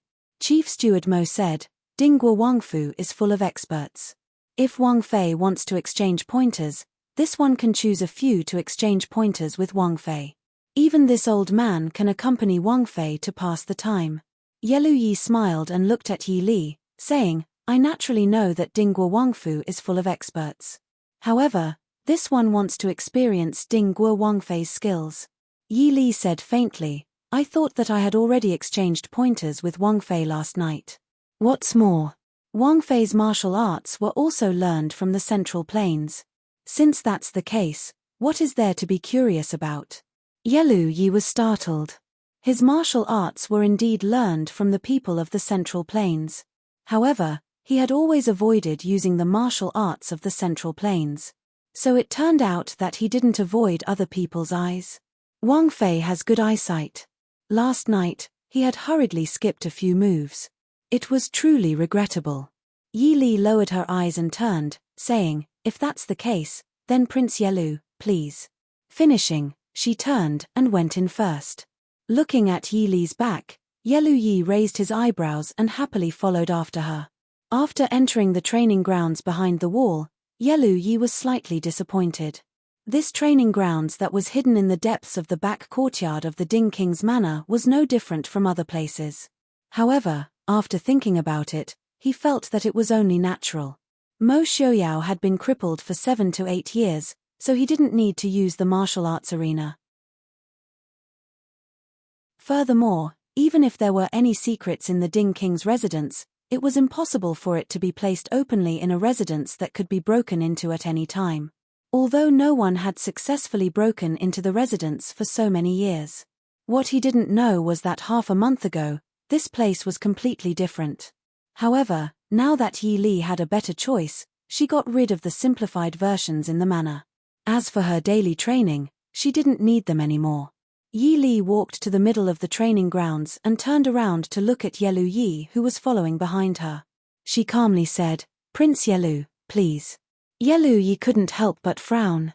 He just realized that this Ding country princess consort wasn't as easy to deal with as he had imagined. He didn't believe that Yi Li couldn't see that he didn't really want to spar with her.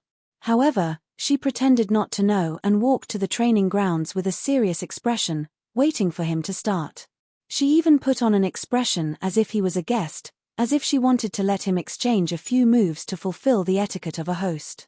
This made Yelu Yi not know whether to laugh or cry, wanting a woman to give way to him during a martial arts competition. If this was spread back to the northern tribes, his crown prince Gij would laugh him to death. He was the 7th prince of the northern tribes with a noble status and extraordinary appearance. Even those bold and generous northern tribes women couldn't help but blush and shy in front of him. However, this woman had been deliberately teased by him several times, but she didn't have the slightest reaction.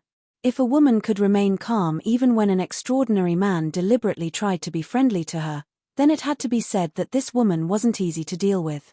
Walking to the training grounds, Yelu Yi smiled and said, "Does Princess Consort not take a weapon? Does Princess Consort learn the sword?" Yi Li said indifferently, "Prince also said that I learn the sword. How would I dare to show off what I'm still learning?" Yelu Yi nodded, "I also feel that Princess Consort uses a short weapon very well. It wasn't just good." Thinking of the 2 unexpected stabs last night, he couldn't help but feel a chill in his heart. "Princess Consort, please. Please," Yi Li said. On the training grounds of the Ding Country King's Fu, Yelu Yi stared intently at the white-clothed woman opposite him. Neither of them made the first move. Looking at the calm and sharp woman in front of him, Yelu Yi's expression didn't change, but he was inwardly shocked.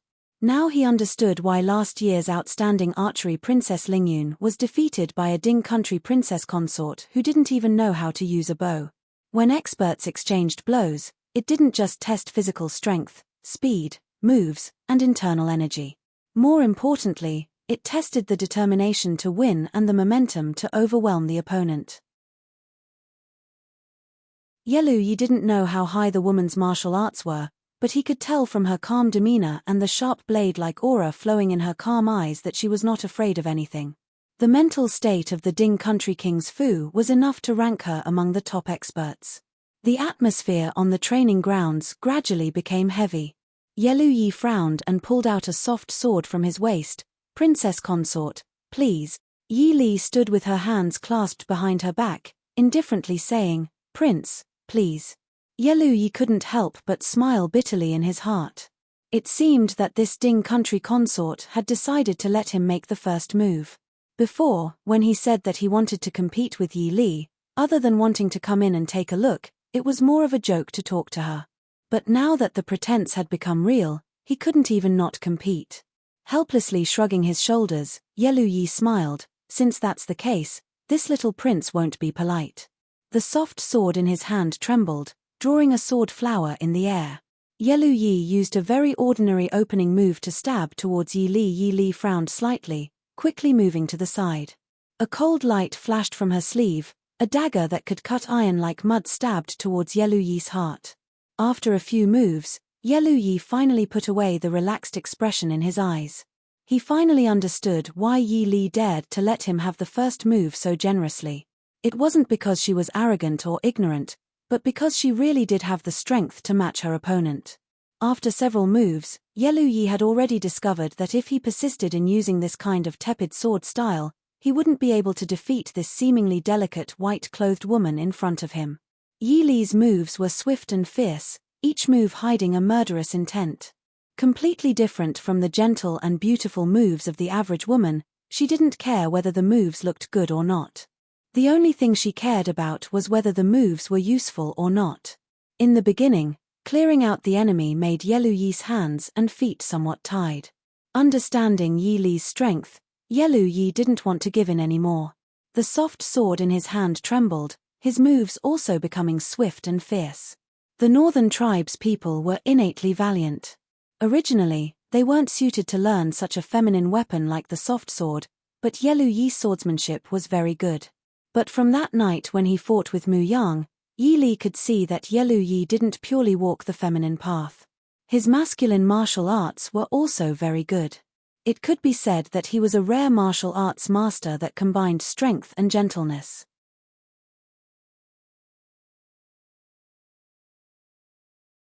Chapter 278. In the martial arts arena, the two of them were locked in a fierce battle. Outside the martial arts arena, Chief Steward Mo focused on the two of them fighting, his deep old eyes filled with worry and relief. The current Ding King Fu seemed to have unlimited glory, but in reality there was a hidden danger. This required a decisive and intelligent Wang Fei. Now it seemed that Wang Fei was not only intelligent and determined, even her martial arts could be considered first class. This made Chief Steward Mo pleasantly surprised and couldn't help but thank the Ding King Fu's ancestors for their blessings. In the blink of an eye, they had already exchanged over 100 moves. Yelu Yi looked at the calm expression of the woman opposite him and couldn't help but sigh in his heart. It seemed that the woman in front of him would always surprise him again and again. He originally thought that even though Yi Li's moves were fierce, she was still a woman and her physical strength was destined to be inferior to a man. Yelu Yi had also seen from the start that Yi Li's internal energy wasn't that deep. As long as the battle dragged on, no matter how exquisite her moves were, it would be useless. But he didn't expect that after so long, she didn't show any signs of fatigue, as if she could continue fighting endlessly. Yelu Yi's eyes darkened, the long sword in his hand drew a long arc as he retreated backwards. Yi Li's eyes flashed and she stood still, not chasing after him. Seeing her stop, Yelu Yi secretly sighed in relief. Since he couldn't hurt or kill, if he continued to fight like this, regardless of winning or losing, the one who would be embarrassed would be him. I didn't expect Princess Ding to be so agile. Xiao Wang admires you. Yelu Yi laughed as he put the software back on his waist. Yi Li faintly frowned and said, since Wang Fei thinks it's enough, then please go to the front hall to drink some tea. We can discuss proper matters then. Yelu Yi nodded indifferently and Chief Steward Mo, who was standing at the side, came forward to invite Yelu Yi to the front hall. Yi Li returned to her room and changed her clothes. Her conversation with Yelu Yi was naturally a battle of words. This prince of the northern tribes did not match the image of the northern tribes in the hearts of the people of Dachu State. In comparison, he was more like a person from Dachu State and Xiling. He was cunning, sharp, and wouldn't give in when it came to benefits. The two of them discussed the list that Yi Li had prepared in advance for a long time. In the end, they decided to choose Princess Ronghua, the niece of the Liu family's noble consort Liu, and Princess Qingyi, the youngest granddaughter of Mo Jingqi's only uncle, Old Jiao Prince. However, Princess Qingyi was the only living granddaughter of the old prince. She was only 13 this year. The only reason she was added was to make the name list look better. It was because Dachu State's imperial family always had more males than females. There were no princesses or princesses that could be brought out. But that was all. Regardless of whether it was for the sake of the old prince, or because Princess Qingyi was too young and in poor health. In the end, he would have to choose between Princess Ronghua and the daughter of the Liu family. In the end, Yelu Yi had to personally meet these three people before he could make a decision. Yi Li didn't care about this. It was already good enough that she was able to persuade Yelu Yi to only choose 3 people to meet. If Yelu Yi met all the daughters that were being chosen, the aristocratic families in the capital wouldn't be able to continue living. Presumably, after the northern tribe's wedding procession left, there would be many happy events in the capital. After sending Yelu Yi away, Yi Li didn't have time to get up and return to her room when someone came to report that Miss Yaoji wanted to see her. With Yaoji's status, she naturally couldn't be invited into the manor like Yelu Yi and wait to report to the prince's princess consort. She could only wait outside the manor's side door to see if the princess consort would see her. Yi Li was stunned. She had been so busy these 2 days that she had forgotten about Yaoji. She frowned and said, "Let her in." After a while, Yaoji followed the servant girl in. Different from her usual enchanting attire, this time Yaoji was only wearing an ordinary autumn-colored robe. She looked less beautiful and more delicate, like an ordinary woman of a good family. "Greetings to Princess Consort." Yaoji bowed her head slightly. Yi Li waved her hand and said, "No need.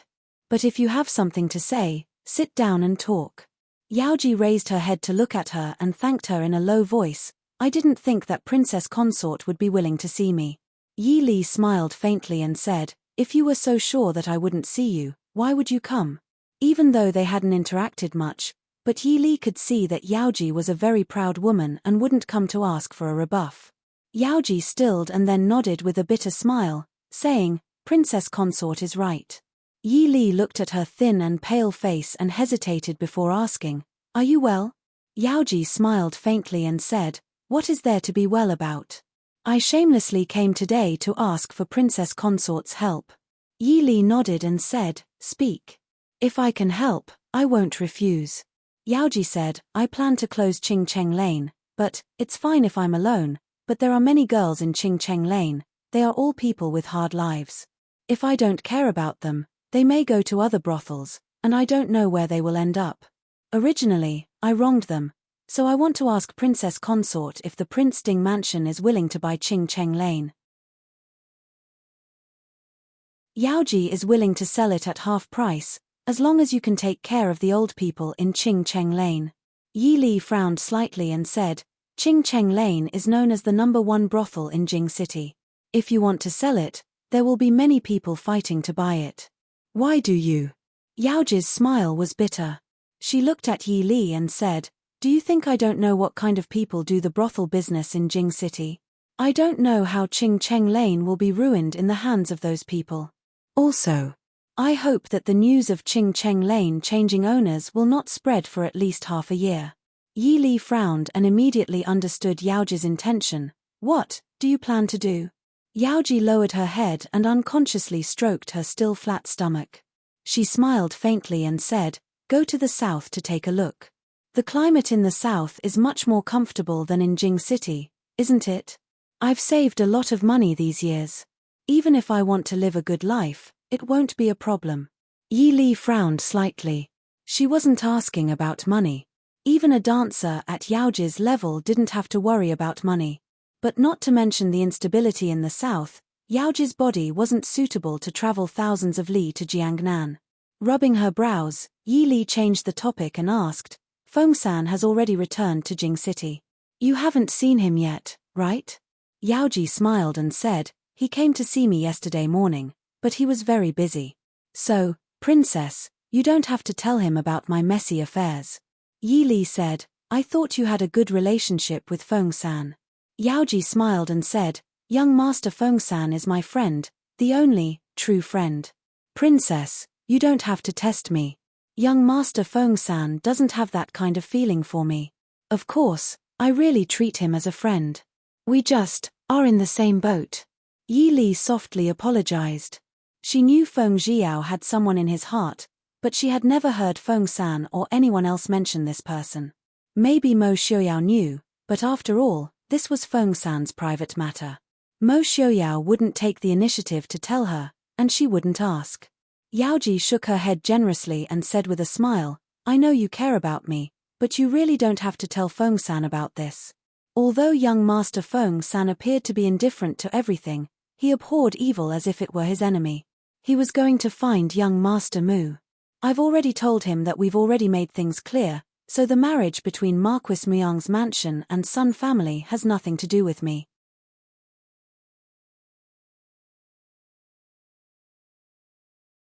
Chapter 279.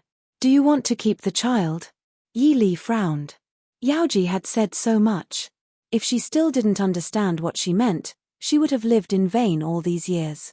It was not that she was cruel, but in this era, not to mention Yaoji's identity, even an ordinary woman would have a hard time if she had an unmarried child, and it would be even worse for the child in the future. Yaoji looked at her, and a touch of tenderness flashed across her beautiful face. She nodded and said, Yes, this is my child.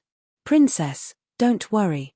Since I have said that I will cut off all ties with Mu Yang, I will never use this child to entangle with him in the future. After leaving the capital this time, I don't plan to come back. I can find a place where no one knows me and live incognito for the rest of my life. Yi Li shook her head and said, I don't mean that. But have you ever thought about what to do after the child is born? What about your life in the future? Even if you raise the child alone, you will have enough money to spend. But what about after the child grows up? When the daughter gets married, which man doesn't need a clean family background for his future? Yaoji, this world is not tolerant of women. In fact, she was talking about the distant future. In the near future, Yaoji, who was so beautiful and talented, couldn't hide in a remote place. In a prosperous city, it was even more difficult for a beautiful woman to survive alone. Yaoji looked sad, and her eyes were full of sadness and helplessness. She stroked her abdomen with her jade-like hand and gritted her teeth. I know all these, but this is my child. Yi Li was speechless. Women in this era were not as easy as those in her previous life who thought abortion was as easy as eating food. Even though Yaoji was a prostitute, she was still soft-hearted to her own child, let alone the child of her and her beloved man. With Yaoji's temperament, Mu Yang must love her very much if she was willing to give herself to him. Unfortunately, even such a woman could be irrational sometimes. After a moment of silence, Yaoji raised her head and said to Yi Li, "Princess, I understand what you said. Thank you for your concern, but I have decided about the child. I don't know about Qingcheng Lane." Yi Li sighed slightly and nodded. "I will buy Qingcheng Lane. Since you have made up your mind, I won't say anything more. Take care of yourself. I'll have someone send you the banknotes later." Yaoji said gratefully, "Thank you, Your Highness." Yi Li gently shook her head. "Take care. Goodbye." After seeing Yaoji off, Yi Li was still sitting in the parlor, lost in thought. She didn't even notice when Mo Xiaoyao came in. "Ah Li, what are you thinking about?" Mo Xiaoyao asked with a smile. Yi Li shook her head and told her about the purchase of Qingcheng Lane, but hid the fact that Yaoji was pregnant. Mo Xiaoyao naturally wouldn't care about a brothel girl. He nodded and smiled. Qingcheng Lane is not a bad place. Even though Feng San often used Qingcheng Lane to gather information, it belongs to someone else. He has to consider his relationship with Yaoji. We can buy it, but we can't put it under the name of the Prince Ding mansion. Yi Li nodded. Originally, she didn't want the Prince Ding mansion to buy it. I'll have Ming Shi handle it. If it was put under Chu Junwei's name, it wouldn't attract too much attention or arouse suspicion. If someone investigated, they would find that Chu Junwei had a few shops in various places. The most profitable one was in Guangling City. Mo Xiaoyao naturally didn't care about such a small matter. He sat next to Yi Li and asked, "Did Yelu Yi fight with you today?" Yi Li smiled faintly. It was just a casual exchange. But this Prince Yelu doesn't seem like a northern tribes person. Mo Xiaoyao raised his eyebrows and said, "As a member of the imperial family, no matter if it's the northern tribes or the Da Chu state, they can't avoid fighting and scheming. For him to be able to stand out among the many sons of the king of the northern tribes, his scheming methods are naturally incomparable. But, to dare to be so presumptuous in the Prince Ding mansion, I have underestimated him. I just don't know if he's prepared to offend." Yi Li looked at Mo Xiaoyao in surprise. She thought about it and immediately understood what he was thinking. She just smiled faintly and didn't try to persuade him. The candidate for the political marriage has probably been decided. If it's not Princess Ronghua, it's Miss Liu. But I think Princess Ronghua has a higher chance.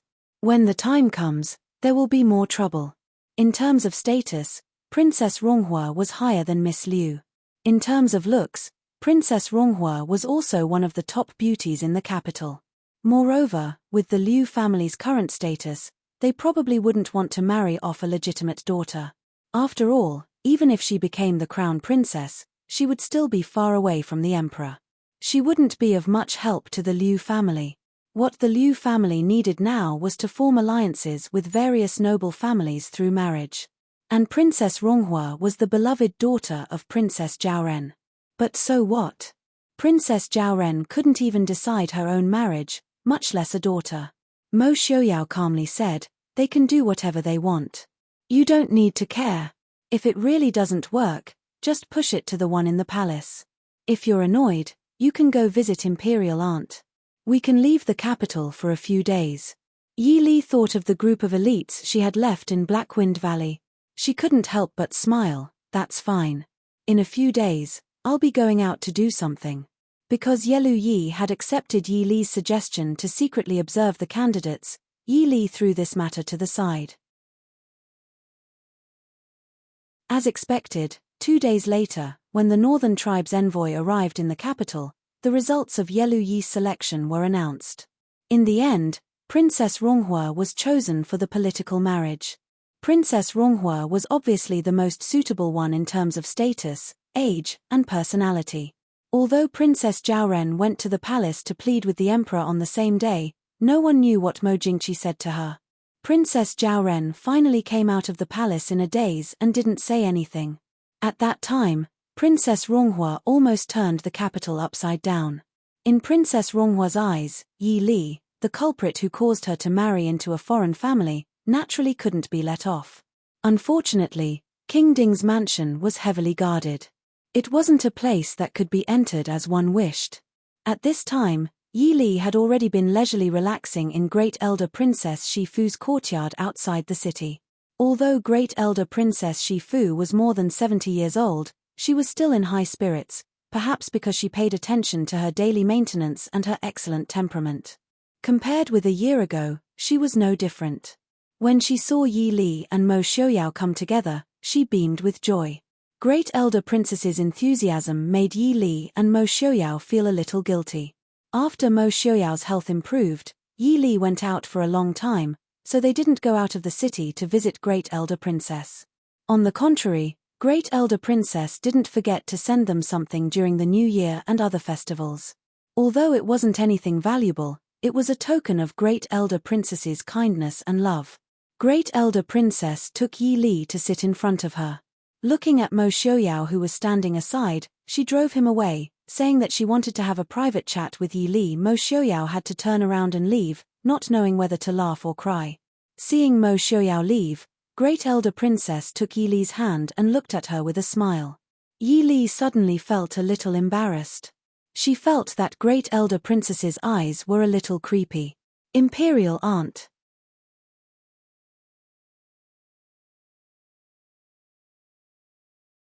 Chapter 280. Great Elder Princess looked at her kindly and said with a smile, "I see that you have lost a lot of weight compared with last year. Xiaoyao doesn't know how to love his wife. How can he let you, a girl, go all the way to Nanjiang?" Yi Li lowered her head and felt a little ashamed. It was she who insisted on going to Nanjiang. However, Mo Xiaoyao should be the scapegoat. Great Elder Princess looked at her and nodded with satisfaction. "I have heard about what you did in Nanjiang and Yongju. You are a good girl taught by Lord Shu. This time in Yonglin, it's all thanks to you. That child, Jing Li, is really too mischievous. I am old and can't control them. With your help, Xiaoyao will be much more relaxed. The men of the Ding King's residence are born with a heavy burden on their shoulders. When it comes to Xiaoyao, it is even more difficult. Fortunately, you are here." Yi Li softly said, "These are all things that I should do." Great Elder Princess shook her head and said, "Not to mention that there are so many noble ladies in the capital city, no one can be better than you in the past King Ding's mansion." However, Yi Li looked at Great Elder Princess in confusion. Great Elder Princess looked at her with a smile and said, "Xiaoyao is not young anymore. Shouldn't you care about the children of King Ding's mansion? Now, among all the mansions in the capital city, only King Ding's mansion has no children." Hearing this, Yi Li's face suddenly flushed. Looking at Great Elder Princess, who was full of expectation, Lin Mengya was at a loss for words for a long time. Great Elder Princess looked at her with a playful smile and said, "It's normal for you to have children. You have been married for more than a year. Why are you shy?" Yi Li felt extremely ashamed. Was it because she had stayed in this era for too long that she became conservative? However, about children, she really didn't think about it. On the one hand, she was less than 16 years old. On the other hand, it was not suitable for her to have children in the current situation. However, she couldn't tell Great Elder Princess directly that she didn't want to have children, so she had to be vague and try to get away with it first. Great Elder Princess just thought that she was shy, so she let it go after a few words. Instead, he was planning to remind Mo Xiaoyao when he got back. Seeing that Great Elder Princess stopped asking, Yi Li secretly breathed a sigh of relief and quickly changed the topic to talk about some interesting things in the capital city. Mo Xiaoyao only stayed with Yi Li for 2 days before returning to the capital. The northern tribes' envoys had all arrived in the capital, and as the prince in charge of this political marriage, he naturally could not avoid meeting them. Except for chatting with Great Elder Princess every day, Yi Li spent the rest of her time in the deep valley under the cliff of Blackwind Mountain. Great Elder Princess knew that Yi Li went out every day, but she didn't ask about Yi Li's whereabouts. With the cover of Great Elder Princess, Yi Li could act more freely. After nearly half a month, when Yi Li appeared at the foot of the cliff again, she nodded with satisfaction when she saw a group of elites sweating on the drill ground. It was quite good that they could achieve such results in less than a month. As long as they were not in a hurry, they should have received at least 2 months of physical training before they could talk about other things. When the dusty and sweaty soldiers saw Child Chu, who was still smiling, they all worried in their hearts. They didn't know the identity of Child Chu, but they all knew the identity of Qin Feng. To be able to have Qin Feng as his personal bodyguard, this young Master Chu's identity must be extraordinary. However, this was not necessary. The important thing was that they had only met Child Chu twice, but each time they remembered him and had a deep impression on them. When they met for the first time, Child Chu mercilessly destroyed everyone's confidence and then watched them all run and crawl on the ground with a smile on his face. When they met for the second time, Child Chu shocked all of them and gave them a task that made them extremely tired in the past half a month. And this time, what would Child Chu bring? Everyone, although I haven't seen you for half a month, Qin Feng has reported your training to me. I'm very satisfied. In particular, you are the first batch of people to receive the training, and none of you fell behind. But it's just the most basic physical training before. You didn't fall behind, which means that your physical fitness and potential are good. From today on, you will start to receive more detailed training. Of course, the original physical training will continue every day. The soldiers couldn't help but wail in their hearts, which meant that they had to squeeze out time from the hard training every day to learn other things. Obviously, the training in the past half a month was effective. At least these soldiers from several different teams now had a very good sense of discipline. Even if they complained in their hearts, they still stood upright on the surface. Yi Li nodded with satisfaction in her heart and said, "Stand out when I call your name." She lowered her head and opened the file in her hand. Yi Li called out 7 or 8 names, and the people who were called out walked out and stood in another line. Without exception, all of these people had their own skills and were relatively knowledgeable. Yi Li looked at the people selected by Qin Feng and said, "You guys wait for me at a training ground 10 miles to the southeast." A few soldiers who were specially selected hesitated, and one of them stepped out and said, "Child Chu, may I ask what we are going to do? Why don't we train together?"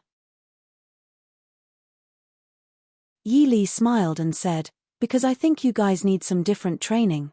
"Of course. I should ask for your opinion first. Are you afraid of death?" The soldiers suddenly felt insulted, and they angrily stared at Yi Li. "If we're afraid of death, we're not a Mohist army. Only cowards are afraid of death. We're not afraid of death, but we want to know what we're going to do. At least we don't want to die without knowing why." Yi Li didn't get angry, and nodded with a smile. "Very good, I like people who have their own ideas. But now, the first thing you need to do is to obey, the second is to completely obey, and the third is to absolutely obey. Do you understand?" Yi Li's calm and solemn voice stunned everyone, and the training ground suddenly quieted down. No matter if it was the soldiers who were called out or the soldiers who were left behind, they all stopped talking and said in unison, "Understood." "Very good, then run now, 15 minutes. The people who were called out didn't hesitate to turn around and run out of the training ground, disappearing into the dense forest. Yi Li looked back at the people who were left behind, and said with a smile, "Don't worry about them, I won't really send them to their deaths. Now you should worry about yourselves. What you're going to learn next is weight training, fully armed swimming training, wilderness survival training, breakout and anti-breakout training, infiltration and anti-infiltration training, as well as infiltration and intelligence gathering training. Your instructor will arrive early tomorrow morning, and the final assessment is set for 2 months later. I can tell you what the assessment is first, so it's fine if you're mentally prepared. Carry a weight of 40 jin, carry a day's worth of army rations, and survive in the wilderness for 7 days. The objective of the mission is to ambush a Black Cloud cavalry and Shadow Guard allied army 1,200 li away from here. The requirements are that there will be 2 teams searching for you along the way, and they will ambush you at any time. You're not allowed to steal food, cattle, or horses from the farmers along the way. You're not allowed to reveal your identity, and you're not allowed to be caught by the local troops or patrolling soldiers. You're also not allowed to be heavily injured along the way, and you're also eliminated if you don't reach the target by the deadline. Do you understand? The faces of the soldiers in the training ground all turned green. They originally thought that their training was very tough, but young Master Chu always knew how to make it even harder for them. Compared to the later training, the current training was simply like retirement.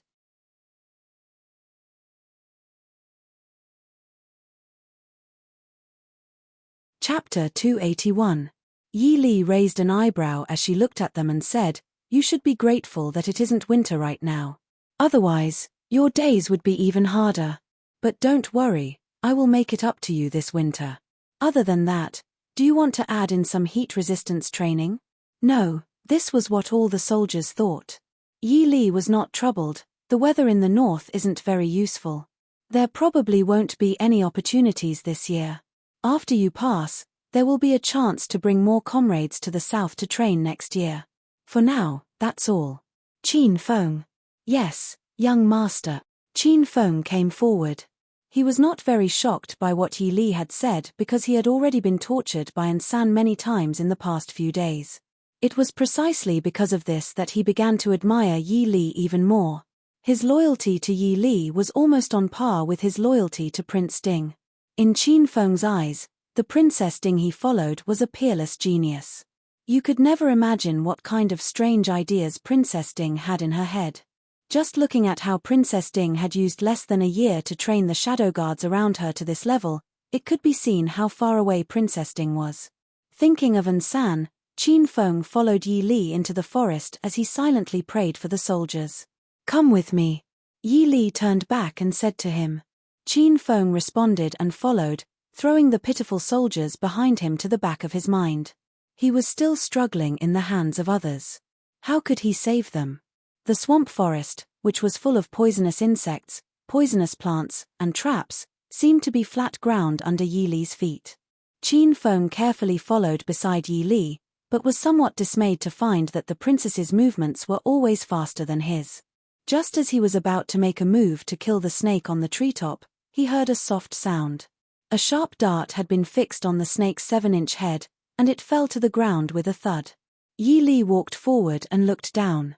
She turned back and smiled at Qin Feng. 100-flower snake, not poisonous. It has good practical and medicinal value. Take it back to Mr. Chen. Maybe he will teach you a few ways to identify poisons. Haven't you been learning this recently? Qin Feng nodded. He walked over and carefully put away the dead snake. He asked with some shame, "Wang Fei even knows all snakes?" Yi Li replied without any guilt, "I know most of the poisonous ones. I know after reading a bit more. Don't be afraid. I've looked carefully. There are only 2 kinds of poisonous snakes in this forest and they aren't very poisonous. Even if it isn't fatal, when they come in for training, I will find a few skilled doctors to stay here." Qin Feng wanted to say he wasn't afraid, but thinking about the snakes, insects, rats, and ants in this forest, he felt that the place Wang Fei had chosen was creepy. 10 li was not a long distance for 2 agile people. A short while later, the 2 appeared at a training ground on the other side of the mountain valley. What surprised Qin Feng was that this training ground, which he had thought would be even harsher, was not as he had imagined. This place was still near the edge of the mountain valley.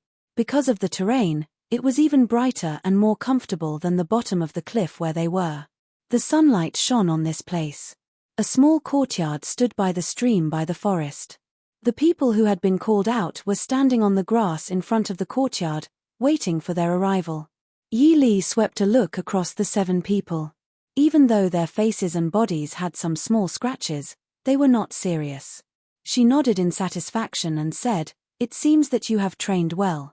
I know that you have doubts about me separating you out. But that is not important. The reason I did this is because your future studies will be different from theirs. Similarly, the missions you will perform in the future will be different from theirs. One of them stood and asked, "What's the difference?"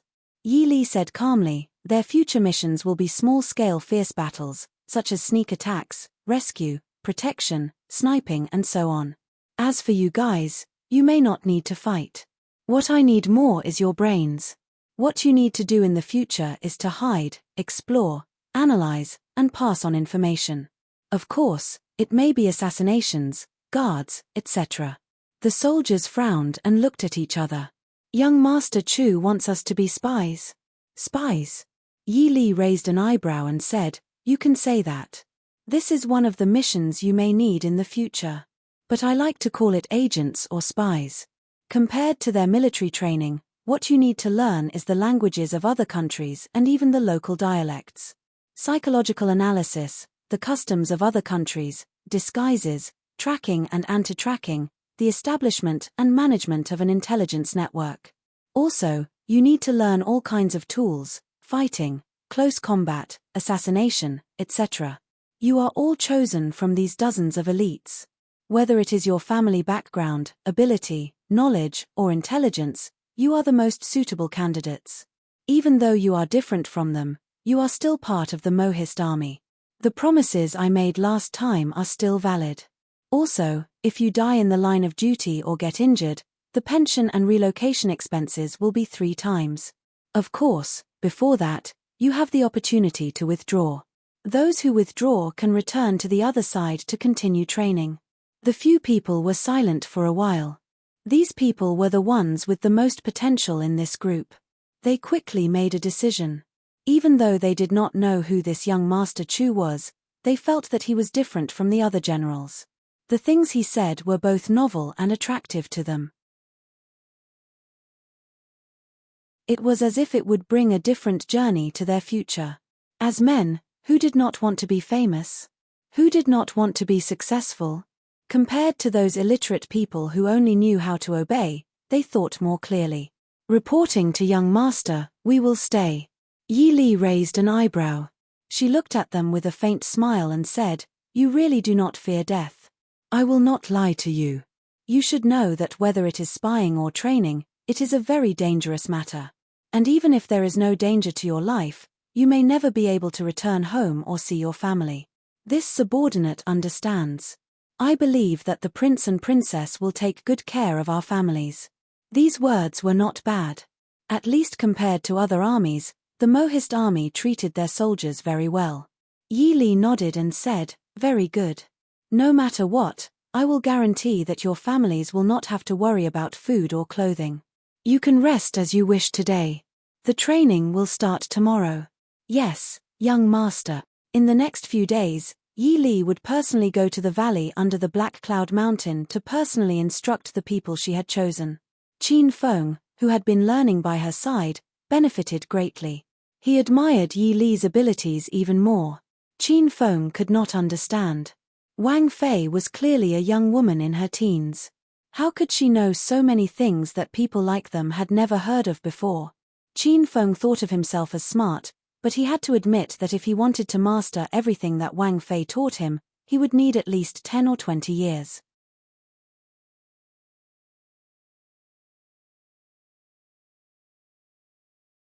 Chapter 282. Yi Li also paid attention to the psychology and thoughts of these soldiers who had been selected to be trained as spies. So when she taught them, she would add in some of the stories of legendary agents from her previous life. Even though she didn't mention their names, it made these smart soldiers understand the importance of the missions they would have to undertake in the future, and that as spies were not as bad as they thought. Sometimes, they could even decide the outcome of a battle. The faint regret and dissatisfaction that they might have had in their hearts was buried by the new knowledge and skills that Yi Li had brought. "Wang Fei, do you already have a plan for this group of people?" Following beside Yi Li, Qin Feng asked curiously as he watched Yi Li bend over the table and write. Yi Li raised her head to look at him and said, "They can only be considered experiments. I don't know what kind of use they will have. Training a qualified spy was much more difficult than training 100 qualified elite soldiers, and it would take much more time. Also, I'm not very familiar with this area." Qin Feng smiled and said, This subordinate can't see that Wang Fei is unfamiliar with this area.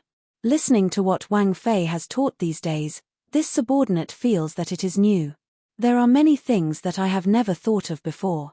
I really don't understand how Wang Fei thought of them. Yi Li looked at him with a smile that wasn't a smile and asked, "You really want to know?"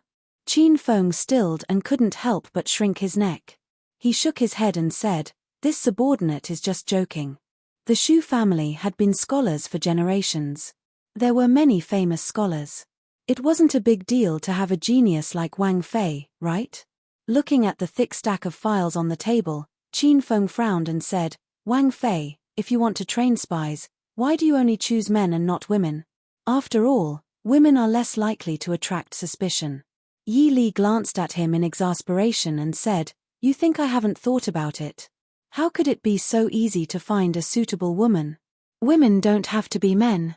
If it's a man, it's fine even if his appearance is mediocre, and it's less likely for people to be wary. But if it's a woman, she definitely needs to be extremely talented, beautiful and skillful. Otherwise, she won't even be able to get close to the enemy, let alone other things." Qin Feng nodded and said, "Wang Fei is right." Yi Li said, "In the future, you'll probably still be in charge of this.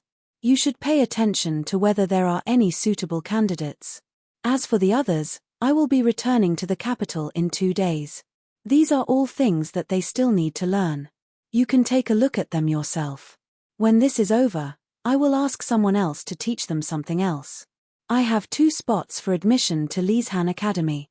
Once their training is over, you can pick 2 and send them over." Qin Feng was stunned. Lisan Academy was a place where many disciples of Da Chu State's prestigious families could not squeeze into. These soldiers at the bottom of the military did not have good family backgrounds. No matter what Wang Fei wanted to do, it was a great grace for them to be able to study at Lisan Academy. "Many thanks, Wang Fei." Yi Li waved her hand and said, "There is no need to thank me.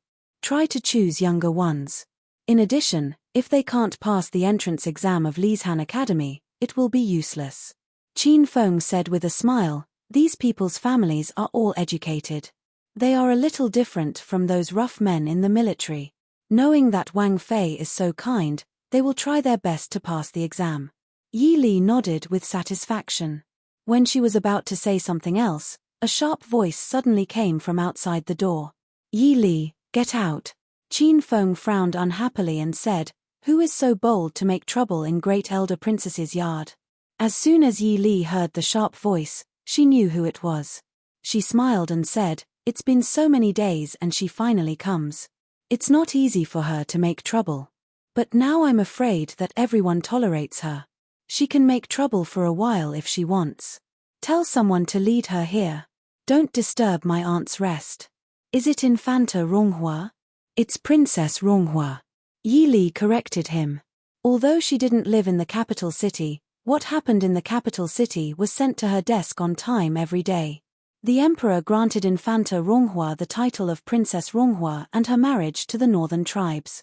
These days, Princess Jiaoren's mansion was in chaos. At first, Infanta Ronghua thought that her mother and aunt could support her. When she found that her mother couldn't do anything, she began to make a scene and even went on a hunger strike. Princess Jiaoren was so anxious that her hair almost turned white. However, no matter how mischievous Infanta Ronghua was, how could she defy the emperor's order? She was forced to learn the etiquette in the palace by the female officials sent by the palace every day. Infanta Ronghua was born in the royal family. Although she was not as strict as the princesses in the palace, her etiquette was not bad and she didn't suffer much. But why did she come here to make trouble today? Hearing the noise outside, Yi Li put down her writing brush and went out. As soon as she went out, she saw Infanta Ronghua leading people in. When she saw Yi Li come out, her eyes were full of hatred and anger. "Yi Li, you bitch, I'll kill you." Seeing Yi Li, Infanta Ronghua looked as if she saw the enemy of several lifetimes. She threw herself at Yi Li without any care. Yi Li frowned slightly. Qin Feng, who was behind her, stepped forward and blocked Infanta Ronghua 2 steps away from Yi Li. He said lightly, "Princess, please have some self-respect. The title of princess made Infanta Ronghua's face suddenly twisted. She angrily rebuked, "Shut up, do I need a servant like you to criticize me?" Qin Feng faintly raised his eyebrows and said, "Sorry, princess, I'm a subordinate of the Ding King's mansion, not your servant." You. Infanta Ronghua had always been domineering. She was angry, but she didn't expect that a servant of the Ding King's mansion dared to be so rude to her. She was so angry that she couldn't speak for a long time. Only then did the servants behind her come back to their senses and rush forward to comfort her. Infanta Ronghua was upset by the noise in her ears.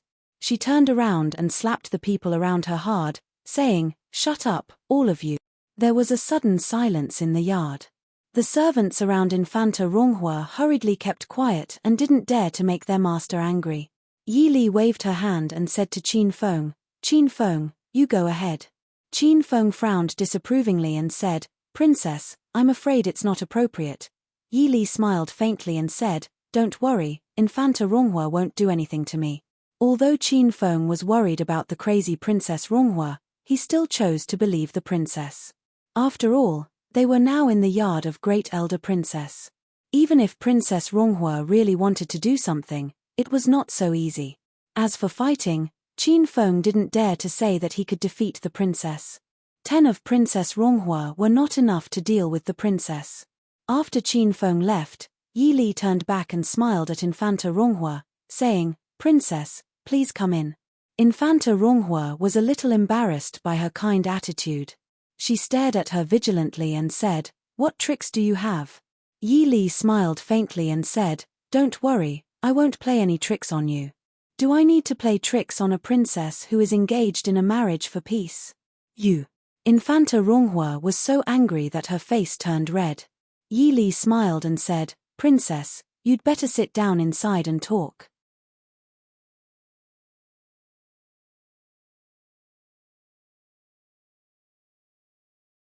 Chapter 283. In the end, Princess Ronghua obediently went into the parlor and sat down. However, her almond eyes were still glaring at Yi Li. Yi Li took a sip of tea and asked, "Princess, why did you come here today? Just to vent your anger? If so, I won't fight back. You can make a scene, curse, and smash things, as long as you're happy. But, what's the point? Can it change the situation now? Moreover, do you really think that you're marrying the northern tribes because of me?" Princess Ronghua was stunned, but soon she puffed up her cheeks and said, "Of course it's because of you. Who asked you to add me? Do you dare to say that you don't want to take revenge?" Yi Li raised her eyebrows and said, "Take revenge? You can think of it that way, but the order was given by the emperor. I just chose the most suitable person. In the end, the one who chose you was not me." Princess Ronghua said angrily, "Why didn't you cross out my name?" Yi Li looked at her with some amusement and asked, "Why should I cross out your name?" Was she familiar with Princess Ronghua? Did they have a good relationship? "I don't want to marry. The barbarians of the northern tribes are so vulgar and ugly." Looking at Princess Ronghua's proud face finally showing a trace of fear and weakness, Yi Li sighed in her heart. Who wants to marry? Princess Ronghua was stunned and couldn't speak for a long time. Yes, the northern tribes was not a good place. Who would be willing to marry a daughter of a noble family? Yi Li had no friendship with her and even had some animosity. Why would she help her cross out her name? Looking at Princess Ronghua stubbornly biting her lips and holding back her tears, Yi Li shook her head in her heart.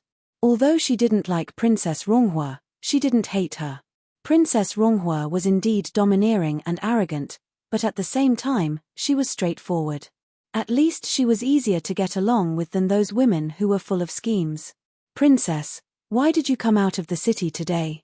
Did you come to beat me up to vent your anger? Do you want me to beat you up?" Princess Ronghua asked. Yi Li smiled and shook her head. The porcelain cup in her hand shattered as she said indifferently, "You can't beat me. You." Princess Ronghua glared at her angrily. She felt that this woman was treating her like a monkey. Yi Li looked at her calmly and said, "The marriage cannot be changed. If Princess has the time to be angry with me, why don't you think about what to do in the future? A trace of sadness and helplessness flashed in Princess Ronghua's eyes. She snorted and said, "What else can we do?" She was waiting to be escorted to the northern tribes. When the northern tribes and the Dhu state fall out, they will either be banished to the cold palace or used as a sacrifice. No matter how spoiled and willful she was still born into the royal family. It wasn't that she didn't know about the benefits involved, it was just that she didn't need them in the past. Yi Li's eyes flashed. She put the broken teacup back on the table and said, "Princess, if you go to the northern tribes, you will be the crown princess of the northern tribes. As long as the northern tribes and the Dhu state have not fallen out, no one will do anything to you. As long as you are smart enough, you can survive in the northern tribes. In the future, you may have a chance to return to the Dhu state." Princess Ronghua didn't believe her and snorted, "Return to the Dhu state? It's easy for you to say. When that time comes, who will remember a princess in a marriage alliance?" Yi Li frowned and thought for a while. She took out an exquisite jade pendant and handed it to Princess Ronghua. She said, "Princess, take this. In the future, if your life is in danger, the Ding Palace can save your life. This is a token. What do you want me to do?" Princess Ronghua was not a fool. Just as Yi Li said, their relationship was not good enough for Yi Li to help her. Yi Li said, "Take on the responsibility of a princess in a marriage alliance and the crown princess of the northern tribes. Do your best to assist the crown prince of the northern tribes." "I assist the crown prince of the northern tribes? Are you kidding me?" Princess Ronghua still had some self-awareness of her own ability. She could be an ordinary princess, but to assist the crown prince. Wasn't Yi Li thinking too highly of her? Yi Li said lightly, "You don't have to worry. Since I have said so, I will help you. If you trust me, in the future, if someone comes to you with the other jade pendant, you just have to trust him. In addition, once you arrive at the northern tribes, you can reveal some information to the crown prince of the northern tribes. Let him believe that you can help him. Otherwise, you will be killed by him once you arrive. The crown prince of the northern tribes will not be happy to be the crown princess of the Dhu state." Princess Ronghua looked at Yi Li with a complicated expression. She was born in the royal family and was even older than Yi Li by 2 or 3 years, but she had never thought so much. Was this the difference between being the crown princess and being an ordinary princess? If the crown prince of the northern tribes knows that I have a relationship with the Prince Ding mansion, how can he trust me? Princess Ronghua asked. Yi Li smiled, "Find a way to let him know that you can help him deal with Yelu Yi. When Xiao Yarrow sends you to the northern tribes, I will ask him to communicate with the crown prince." "And, why do you need the crown prince's trust? Do you really think that the northern tribes will accept a Dhu state as the future mother of the nation? Although the northern tribes is a barbarian land, they value bloodlines more than other places. For hundreds of years, the northern tribes have never sent a queen from a foreign country. There is also no king of the northern tribes who has the bloodline of the northern tribes. Of course, if you can really attract Yelu Hong to change everything for you, I can also change my plan to support you."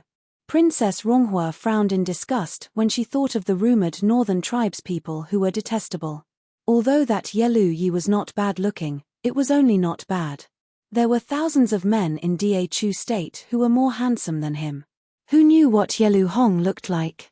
That Yelu Ping from before was as ugly as a pig.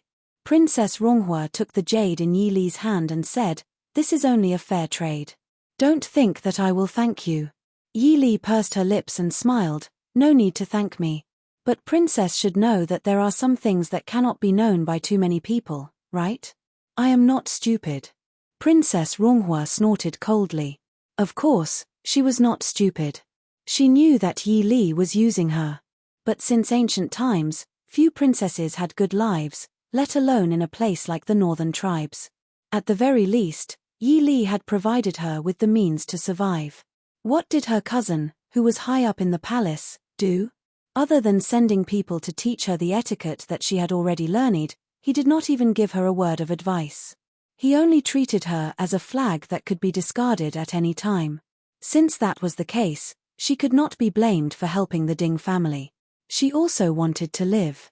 Yi Li nodded. There is still some time before departure. Princess, you should go and see Zhaoyang Royal Princess and the Empress more often. Princess Ronghua was puzzled. Yi Li smiled and said, those two are smart people. If Princess sincerely asks for advice, they will teach you a lot. I don't know what Zhaoren Royal Princess taught you, but after so many years, you don't need to learn anymore, right? Princess Ronghua was not angry at Yi Li's blatant ridicule of her mother. Instead, she thought seriously for a moment and said, I know. I am leaving. Right, if you have nothing else to do, you should return to the capital early. Be careful that your Prince Ding is kidnapped. After that, Princess Ronghua walked out proudly, leaving Yi Li alone in the flower hall. She was stunned, wondering if Princess Ronghua was joking or if she was serious about something.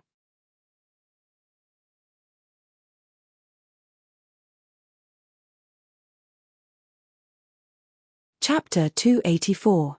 After seeing off Infanta Ronghua, Yi Li handed over the training plan to Qin Feng. The next morning, she went to say goodbye to Great Elder Princess and prepared to go back to the city. Great Elder Princess looked at Yi Li meaningfully and said with a smile, it's time to go back. You are the princess consort of the Ding state. How can you accompany me, an old woman, to live outside the city? What's more, it's always inconvenient for Xiaoyao without the help of a princess. Hearing Great Elder Princess's words, Yi Li was slightly stunned and increasingly felt that there was something in the capital that she didn't know. After saying goodbye to Great Elder Princess and going out, Yi Li saw Qin Feng standing at the door waiting for her. She glanced at him with a faint smile and asked, is there anything that I don't know about in the capital? Qin Feng's face froze and he said with a smile, if there is something important, who dares not to report it to you? Yi Li narrowed her eyes, tilted her head and looked at him with a smile, saying, so it's not very important. Tell me about it. Seeing Yi Li turn around and walk out, Qin Feng hurriedly followed her and said, in fact, it's not a big deal. Well, a few days ago, the envoy of the northern tribes for peace marriage arrived in the capital. Prince Yelu wrote to the emperor that since the two countries are united by marriage, there should be a marriage to show the friendship between the two countries. Yi Li looked back at him and said lightly, so this time, the princess of the northern tribes came and asked the prince to marry her, and she also asked the prince to marry her?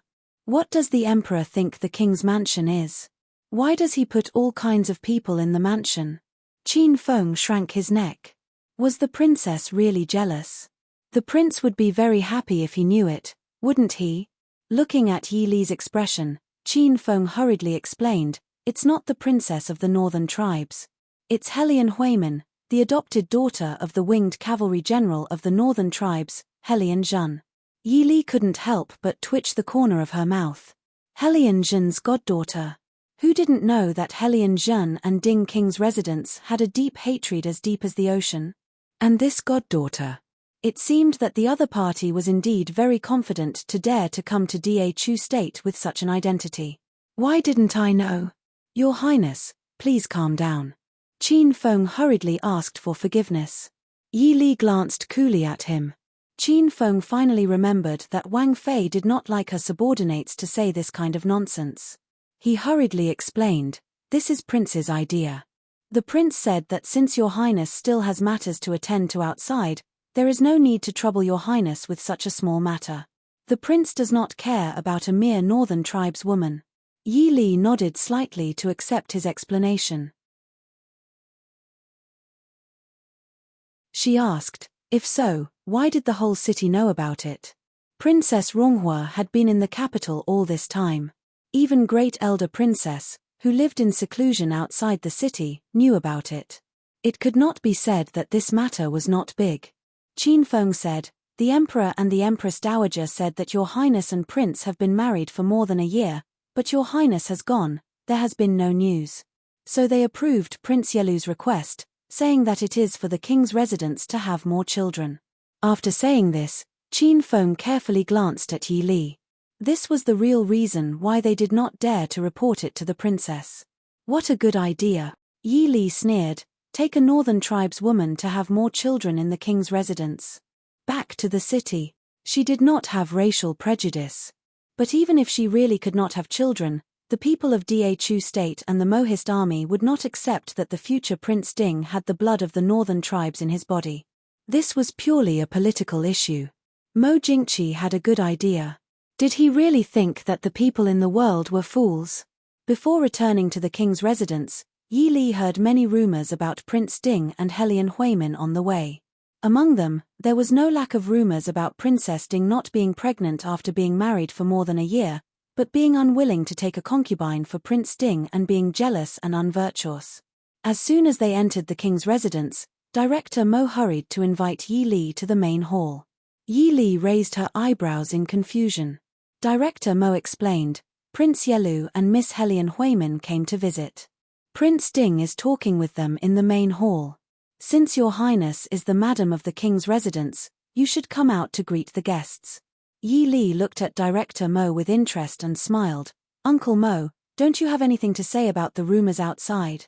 Although those messy speculations made Yi Li unhappy, there was one thing they were right about.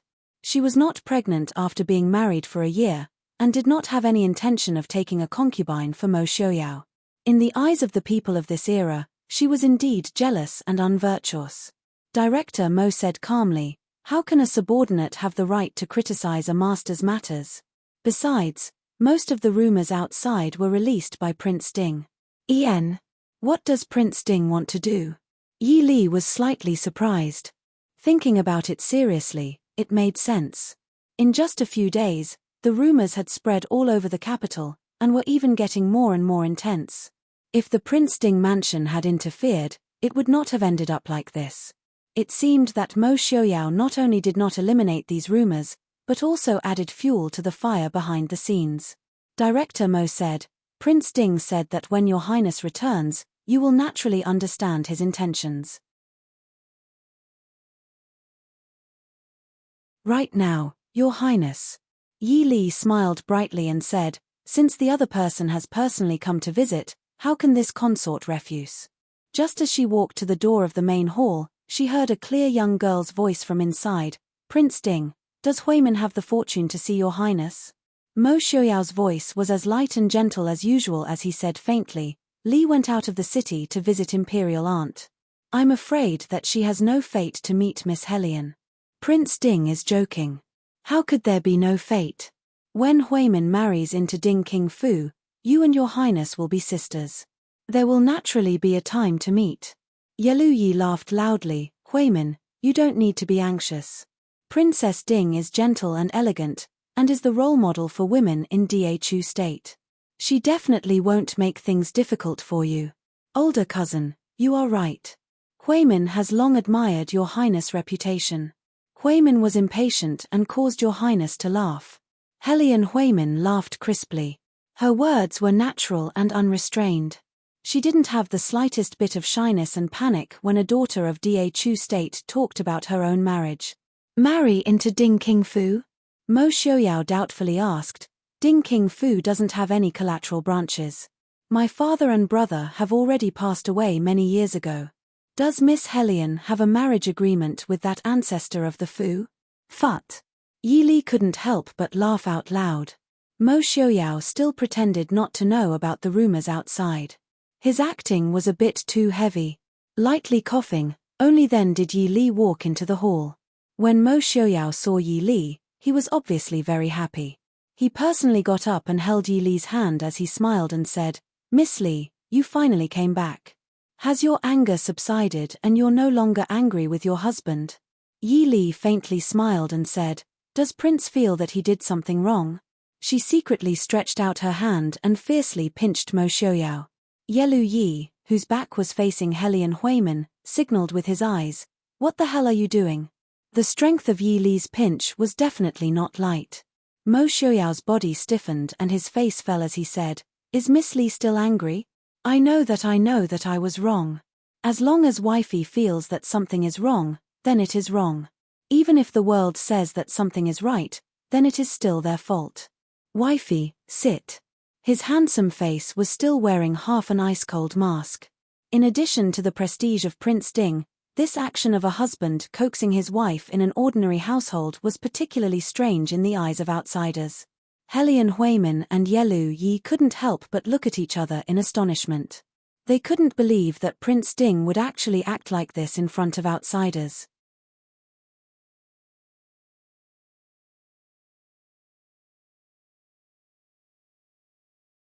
Chapter 285. Yelu Yi raised his eyebrows with interest and smiled at Yi Li. Wang Fei, long time no see. Wang Fei's elegance is still the same. Yi Li smiled and nodded. Prince Yelu is also not to be outdone. This young lady is. Without waiting for Yelu Yi to introduce her, Helian Huimin stood up and performed the Da Chu State's curtsy to Yi Li, smiling. Little sister Helian Huimin greets Wang Fei Jejie. Yi Li slightly frowned and leaned to the side to avoid this curtsy, smiling. Miss Helian can call me Wang Fei. Speaking of which, Miss Helian should be older than me by a few years. I can't afford to be called Jejie. Yi Li finally saw Helian Huimin's appearance clearly. Because she was born from the northern tribes, Helian Huimin was much taller than the Da Chu State's women. However, her figure was exquisite, without the slightest hint of the sturdiness of the northern tribes' women. On the contrary, her facial features were quite delicate, with a bit of the Da Chu State's beauty. Only, she was dressed in the pink of the northern tribes' aristocratic attire. The smile on her face added a bit of valiance and formidableness. On the contrary, she was somewhat similar to Murong Ting.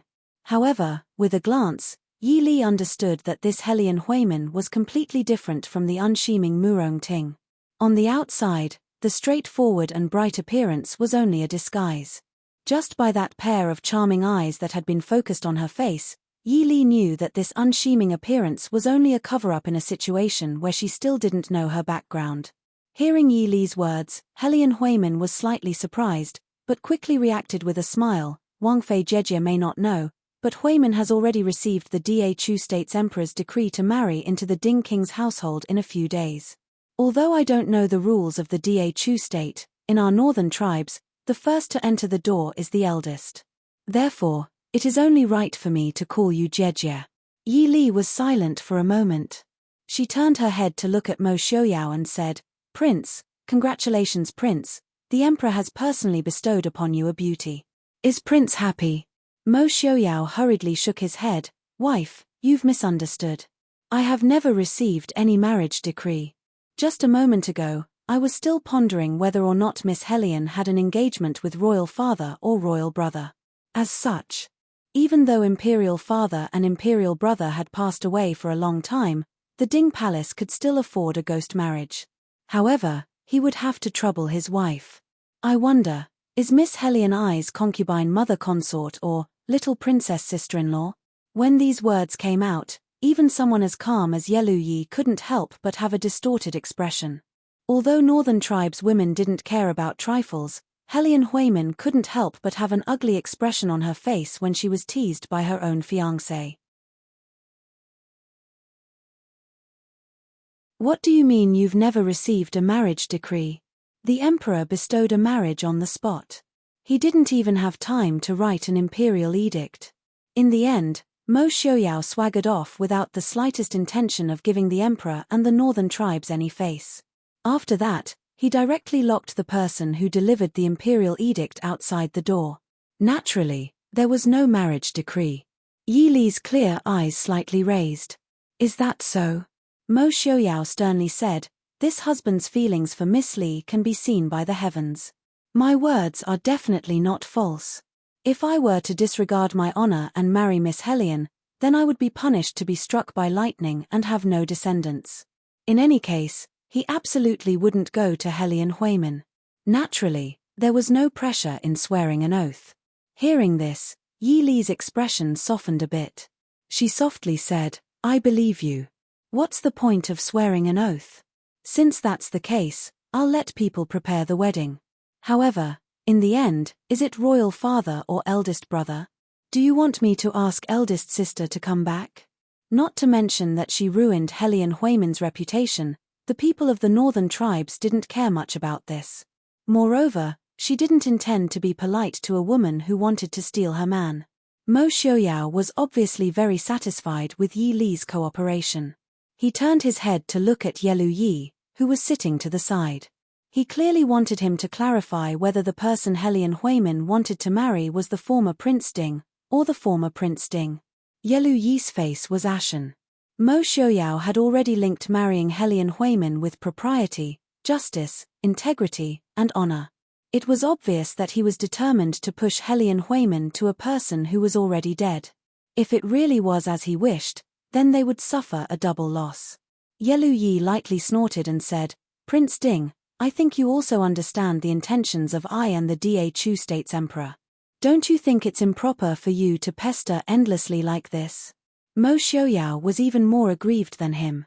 He lightly sighed and said, "Prince may not know, but I's ancestors taught me to never marry a woman from another country. Otherwise, I wouldn't be worthy of being a descendant of the Ding Palace. But for the friendship between our two countries, Imperial Father and Imperial Brother have already passed away, but they won't be affected by the rules of the Prince Ding Mansion. Isn't this the best of both worlds?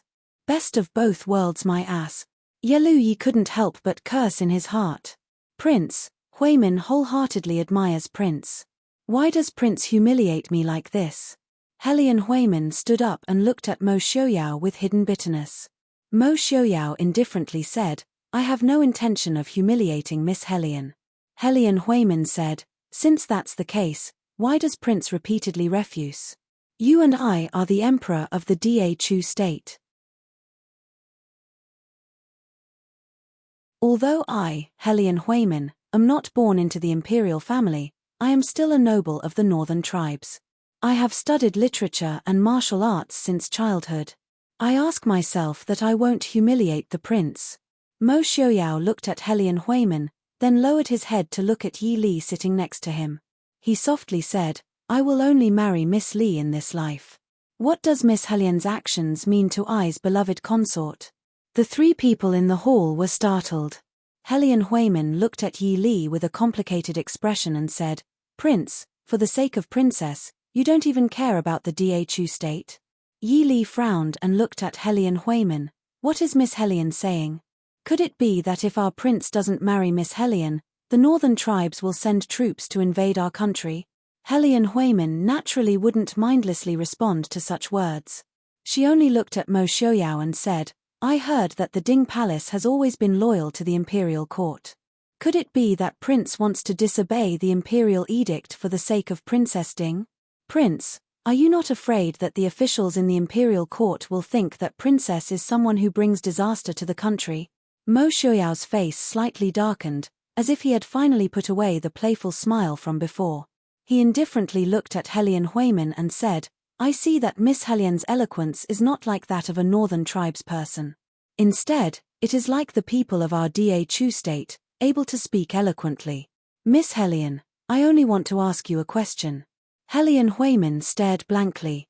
Even though she didn't understand why Prince Ding, who had always been gentle no matter what she said 2 days ago, would suddenly become angry, she still nodded and said, "Prince, please ask."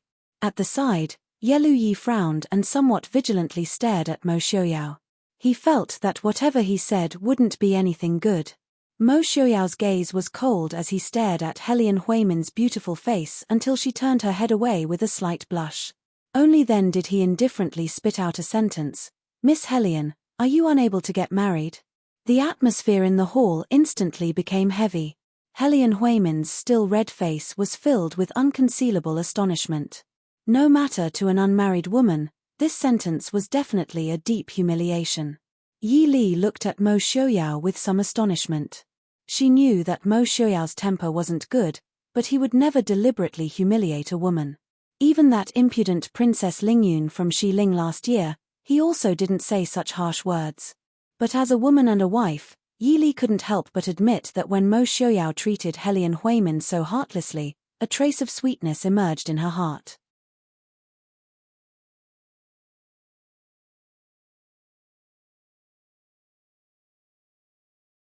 Chapter 286.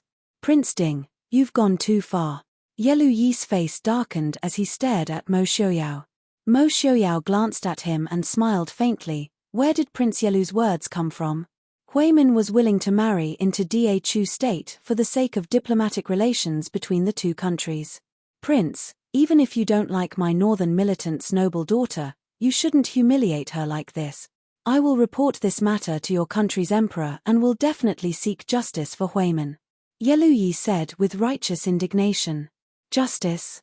Mo Xiaoyao raised his eyebrows and said with ridicule, I still want to seek justice. In the throne room, I already personally rejected the marriage decree. I also repeatedly stated that the Ding King's mansion only has one mistress. Prince Yelu and this Miss Helion have repeatedly come to disturb us, even slandering and driving a wedge between us in front of I's beloved wife. Could it be that Prince Yelu doesn't know how important the mistress of the Ding King's mansion is? If Miss Li and I become hostile because of this, who can I find to reason with?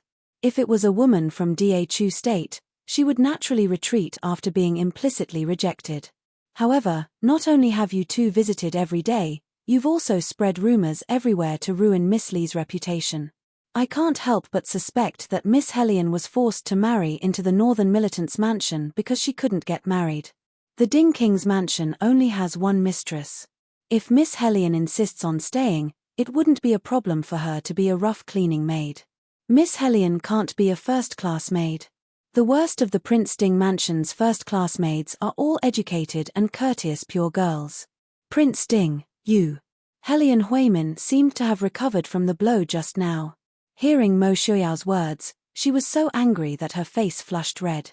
Even her pair of beautiful eyes were rolling with sparkling and translucent tears. However, she didn't retreat or cry because of this. Instead, she turned her face to Yi Li. Since Princess Consort received Prince Ding's favor, don't tell me you don't want to say something? Or will Princess Consort only hide behind Prince Ding and enjoy the fruits of others' labor? Yi Li sighed in her heart. This girl really wasn't simple. If a normal girl was humiliated so brazenly by a man like this, even if she didn't immediately run away in tears, she would have sobbed. But this Miss Helion not only wasn't defeated, she actually still had the strength to retaliate. Blinking her eyes, Yi Li smiled innocently. Miss Helion, isn't it natural for a man to protect a woman? With His Highness around, this consort naturally doesn't need to worry. This Fae and His Highness are in love with each other and do not want anyone else to come between us. Asking Miss Helion to help us. It's common sense for a man to have 3 wives and 4 concubines. Your Dachu state also requires women to be virtuous and virtuous. Princess Consort, aren't you afraid of being criticized by others for saying such words? Yelu Yi asked. Yi Li smiled. Our Dachu state requires women to understand etiquette, justice, integrity, and shame. A woman who takes the initiative to ask for marriage is absolutely not acceptable. What's more, this consort doesn't like Prince Ding taking concubines. Whoever wants to criticize, just criticize. Helion Huimin clearly didn't expect that Yi Li wasn't the slightest bit different from other women in Dachu state. Unexpectedly, she was so difficult to deal with on this issue. She gritted her teeth and said, isn't Princess Consort afraid that the Emperor will blame the Ding King Fu? Blame? Yi Li's elegant brows slightly knitted. Just when others thought she was about to waver, she lightly bit her teeth and said, in a moment, this consort will enter the palace to ask for forgiveness. Miss Helion, no, anyone who wants to marry into the Ding King Fu is fine. This consort will slit her throat with a sword and give up the position of Princess Consort. At that time, Prince Ding can marry whoever he want. Finished speaking, she raised her head to look at Mo Xiaoyao and asked, Prince, what do you say? Mo Xiaoyao's originally malicious expression instantly faded. He didn't care that there were still 2 outsiders in front of him. He pulled Yi Li into his embrace and said with a smile, beloved consort, you mustn't. If beloved consort is hurt in the slightest, I will feel the same way. At that time, I can only crush those bastards who hurt beloved consort to eliminate the hatred in my heart. Yi Li nodded her head in satisfaction. She turned her head to look at Helion Huimin and said, Miss Helion, you've seen it. Even if this consort dies, Prince Ding will not marry you. Helion Huimin still wanted to say something but was stopped by Yelu Yi.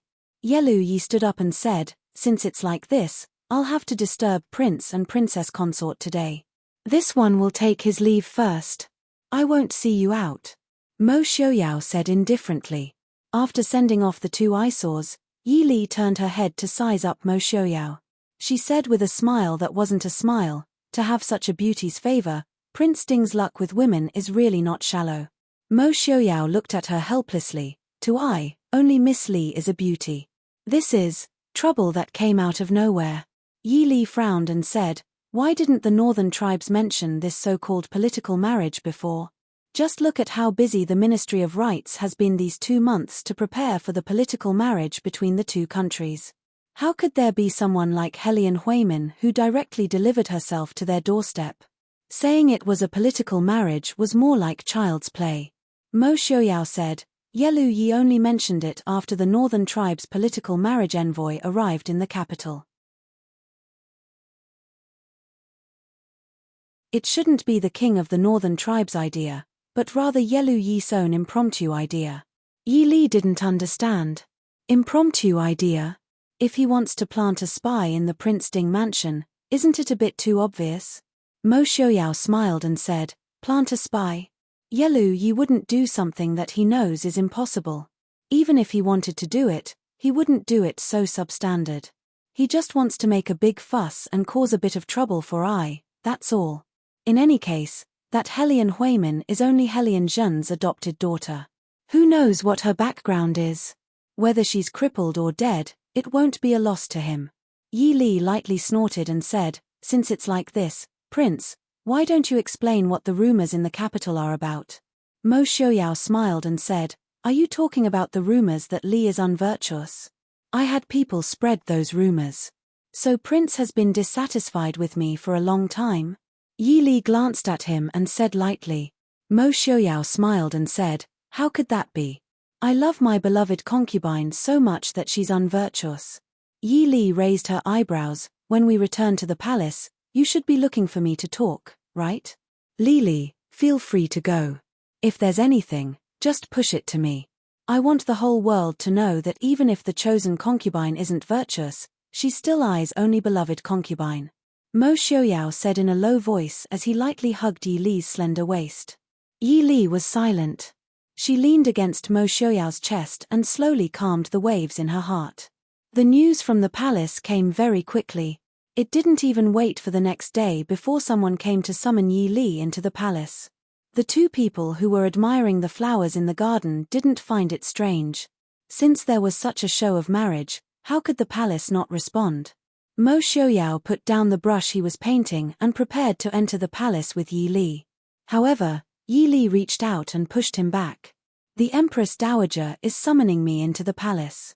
What are you going to do? Mo Xiaoyao smiled and said, could it be that if the Empress Dowager doesn't summon I can't enter the palace? Yi Li smiled coldly and said, they want to talk to me, but you have to go. If they can't say anything this time, won't they have to spend time looking for me next time? Since it's like this, it's better to let them say it all at once. I want to see what they have to say. Speaking of this point, Yi Li was extremely depressed. She thought that she had married a husband that no one would come to steal. In the end, look at this year. First there was that Princess Lingyun, and then there was that cousin noble consort Liu that Mo Xiaoyao had thrown out of the city. Now there was a Miss Helian. Did these women have nothing better to do, or was it that Mo Xiaoyao's face wasn't ruined enough?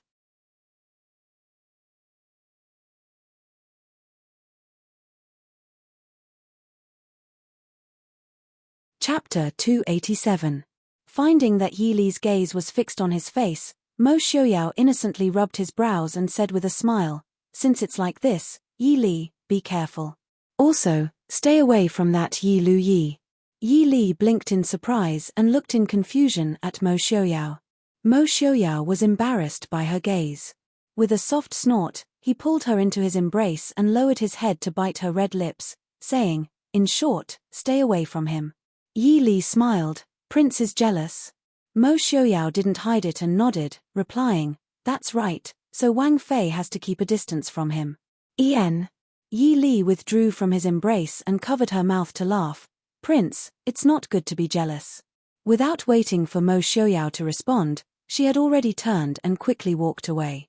Mo Xiaoyao gave a helpless laugh. With such an outstanding wife, How could he not be jealous? If it was possible, he even hoped that Li wouldn't go anywhere and wouldn't do anything. She would just stay in the Fu and accompany him every day. It was a pity that he knew this wasn't possible. Not only was the situation and the status of the Ding Wang Fu not allowing it, Li wasn't someone that anyone could truly bind.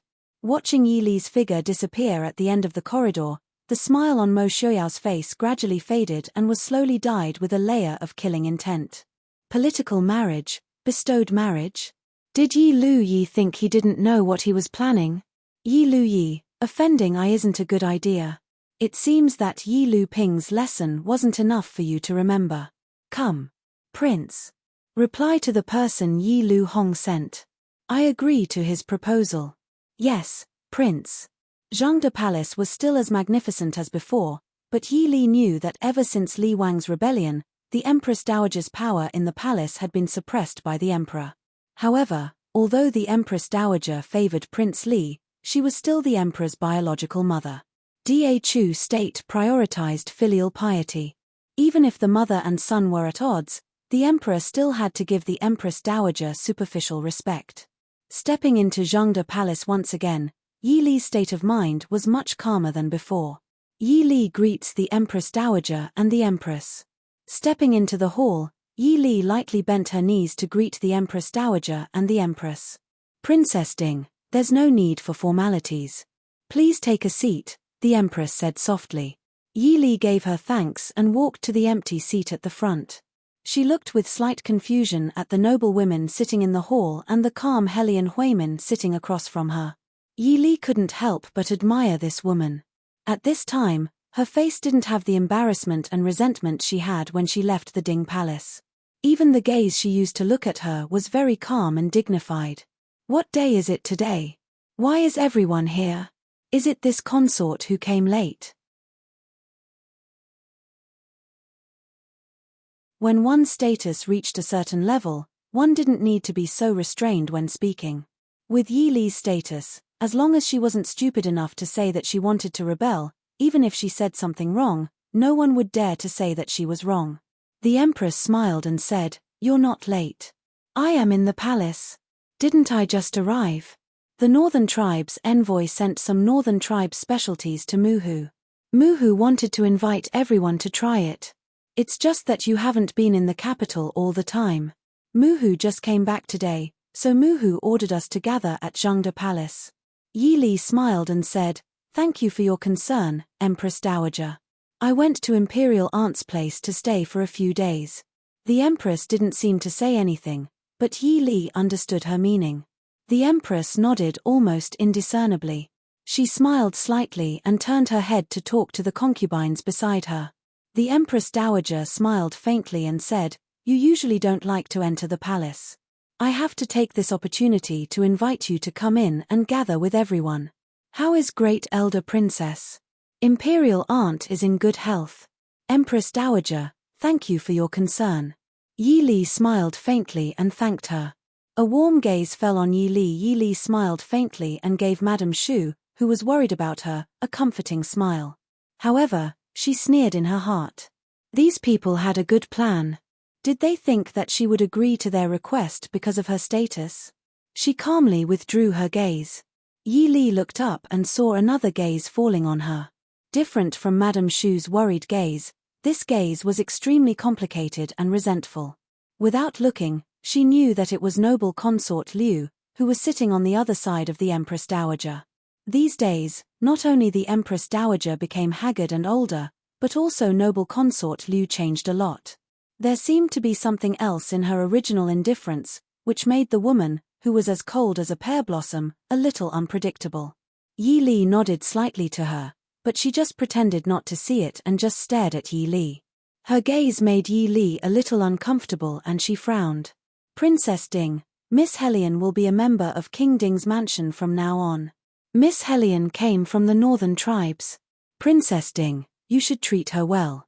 As expected, the Empress Dowager said with a smile before she sat down and said a few words with others. That look and that tone was so natural that it was as if the matter of Prince Ding rejecting the marriage did not happen at all. Yi Li didn't plan to be polite. She didn't want to help Mo Shouyao send away the concubines who sent themselves to his door. Putting down the teacup in her hand, Yi Li blinked and asked doubtfully, "Miss Helian? Is the Empress Dowager saying that Miss Helian agreed to be a cleaning maid in King Ding's mansion?" "Don't worry, the Prince Ding mansion never bullies the servants. This consort also won't casually argue with the servants." Cleaning maid? Even the experienced Empress Dowager couldn't help but be stunned and asked in confusion. Yi Li smiled and looked at Helian Huimin and asked doubtfully, "Isn't it? Previously, Prince Yelu and Miss Helian made it clear in front of me and Prince Yelu that he agreed to let Miss Helian enter the mansion to be a cleaning maid. Now that the Empress Dowager mentioned it, isn't it the same thing? Did this consort misunderstand?" The Empress Dowager choked and said seriously, "Princess Ding is joking. With Miss Helian's status, how can she be a rough servant?" Yi Li was puzzled. Status? Is she General Helian's goddaughter? Being a rough servant with this status is indeed a waste. However, our prince said so. Although I'm a consort, I can't disobey the prince's wishes. I'm afraid that Miss Helian and our King Ding's mansion don't have any fate. The Empress Dowager could naturally see that this was Yi Li's excuse. She frowned and said, "Princess Ding, how can you speak nonsense about the marriage that was bestowed by His Majesty? Just now, His Majesty asked Ijia to ask Princess Consort when King Ding's mansion plans to hold the wedding. It's best to do it before the Northern Tribe's envoy leaves. What plans do you have?"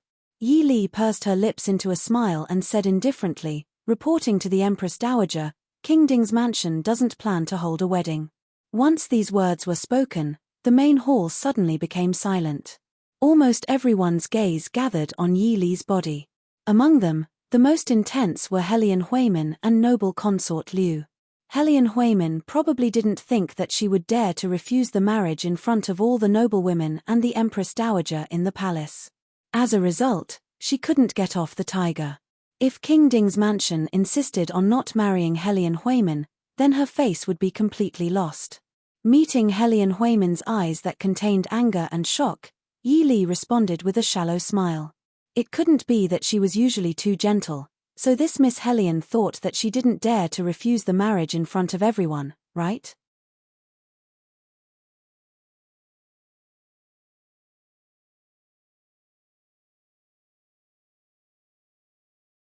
Chapter 288. Princess Ding, what did you say? The Empress Dowager frowned and stared at Yi Li unhappily. In fact, the Empress Dowager now did not want to have any involvement with the Ding Palace. When her youngest son did not even give her a greeting and started a rebellion, causing her to fall into a dilemma, she understood that this son was unreliable. As a woman in the palace, without a son to rely on, even if she had the ability to overturn the heavens, it would be a waste. Although her power had been taken away, the Empress had always been respectful to her, so she only wanted to enjoy her old age in the palace. Unfortunately, even if she wanted to retreat, her Emperor son did not want her to. So after Mo Jingqi was rebuffed by Mo Shouyao, he pulled her out, hoping to start with Ding Wangfei. The Empress Dowager was now an outsider and could see more clearly. She naturally understood that this Princess Ding was not someone who could be led by the nose. Although she did not want to offend Yi Li, she had no choice now and could no longer stay out of the matter. Yi Li smiled and glanced at Madame Shu, who was not far away. She turned back to look at the Empress Dowager, her voice clear and firm. "Empress Dowager, the Ding family has no plans to hold a wedding. In fact, as long as I am still Princess Ding, the prince will not marry any concubines." The hall was in an uproar. "Ding Princess, how dare you?" Princess Jiaoren suddenly stood up and pointed at Yi Li. "As a woman, you dare to stop Prince Ding from marrying a concubine. You have no virtue as a woman. How can such a jealous woman be a good match for Prince Ding?" Princess Jiaoren's only beloved daughter was sent to the northern tribes for a political marriage. Her heart was filled with anger, and she was usually dissatisfied with Yi Li. Naturally, she was the first to stand up and make things difficult for her. Yi Li lazily glanced at Princess Jiaoren. It seemed that Princess Jiaoren disliked her from the start. No, it should be said that Princess Jiaoren disliked Mo Shouyao, so she disliked her as well. Normally, Yi Li wouldn't mind if she gave in, but today's matter wasn't something she could let go of. Therefore, Yi Li did not plan on apologizing to her. With a faint smile, Yi Li said, "Eldest princess should be careful with your words. Our family's prince is not willing to take a concubine. As a wife, this consort naturally has to follow her husband's lead. Could it be that I need an outsider to force the prince? Since Princess Royal speaks of womanly virtues, do you know that a married woman should obey her husband?" Princess Zhao Ren's face alternated between green and white. Who in the capital didn't know that Princess Zhao Ren couldn't give birth to a son and that she controlled the prince consort and prohibited him from getting close to the concubines? That was why the prince consort didn't have a son even though he was 40 years old this year.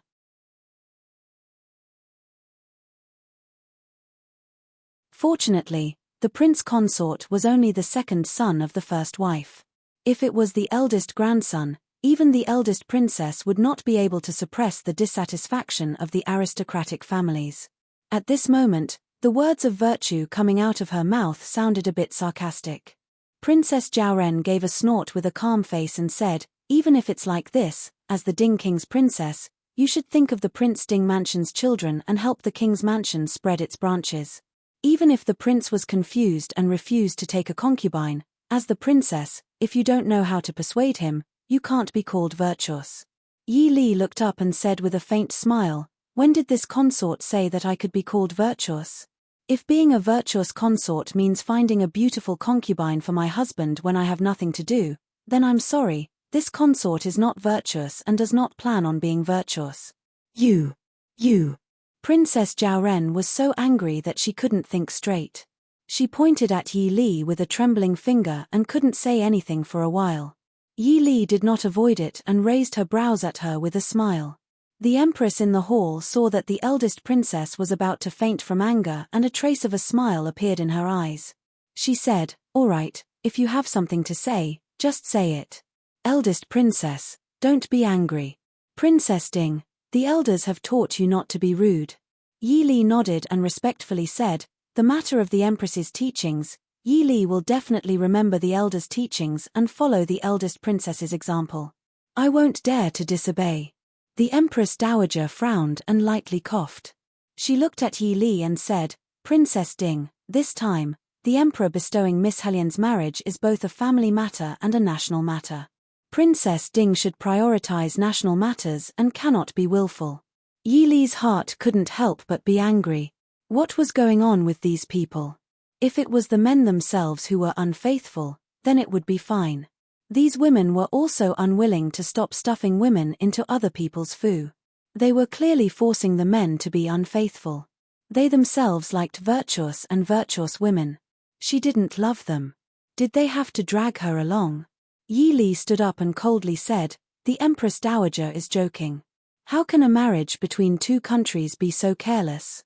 At the time of the marriage, the king of the northern tribes never mentioned sending people to marry with the Ding royal family. If it really is a national matter, then where is the letter of credence for the northern tribe's marriage? If there isn't a letter of credence, then is it a private decision made by some people? What kind of place does the Empress Dowager think the Ding royal family is? Is it a place where anyone can enter as they wish? If Miss Helian wants to enter the Ding royal family, you can. The Prince Ding Mansion's sweeping maid position is waiting for you. You want to enter the Prince Ding Mansion with an insignificant status as a goddaughter? Miss Helian, first give me a clear status before speaking to the imperial consort. Helian Huimin stood up, her elegant face full of anger. "Even if you are the Ding royal consort, this lady is still a noble lady of the northern tribes. How can I allow you to wantonly humiliate me? Noble lady of the northern tribes?" Yi Li disdainfully raised her eyebrows.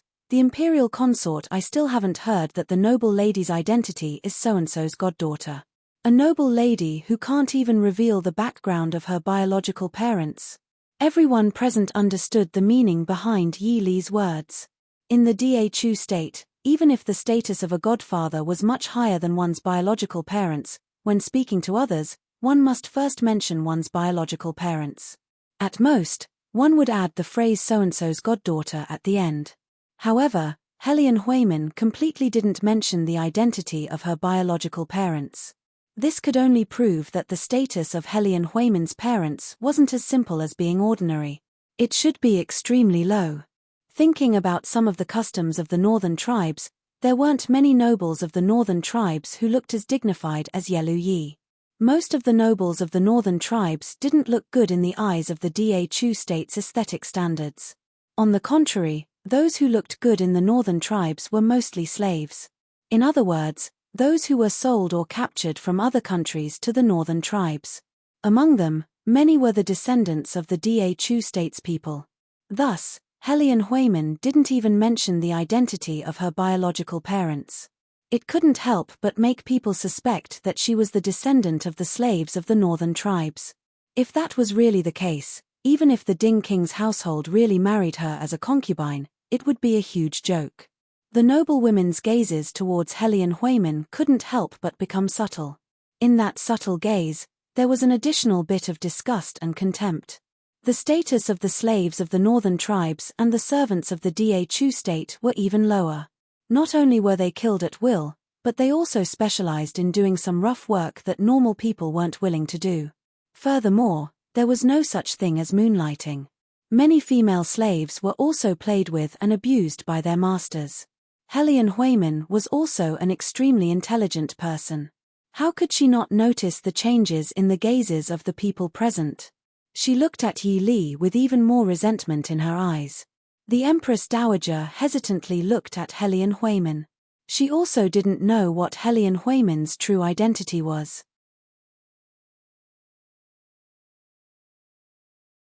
If that was really the case, if Helian Huimin's true identity was spread out, it would only cause the entire court to be dissatisfied with the emperor's decree for the marriage. It would even cause the military to think that the emperor was purposely trying to humiliate the Ding king's household. Princess consort, I'm afraid you've filtered it out. Since the northern tribes and our Da Chu state are on good terms, they naturally wouldn't not understand our Da Chu state's customs. The girl sent over for the marriage naturally has a noble status. Presumably, Miss Helian's parents died when she was young and she grew up in the general Helian household, so she's used to it.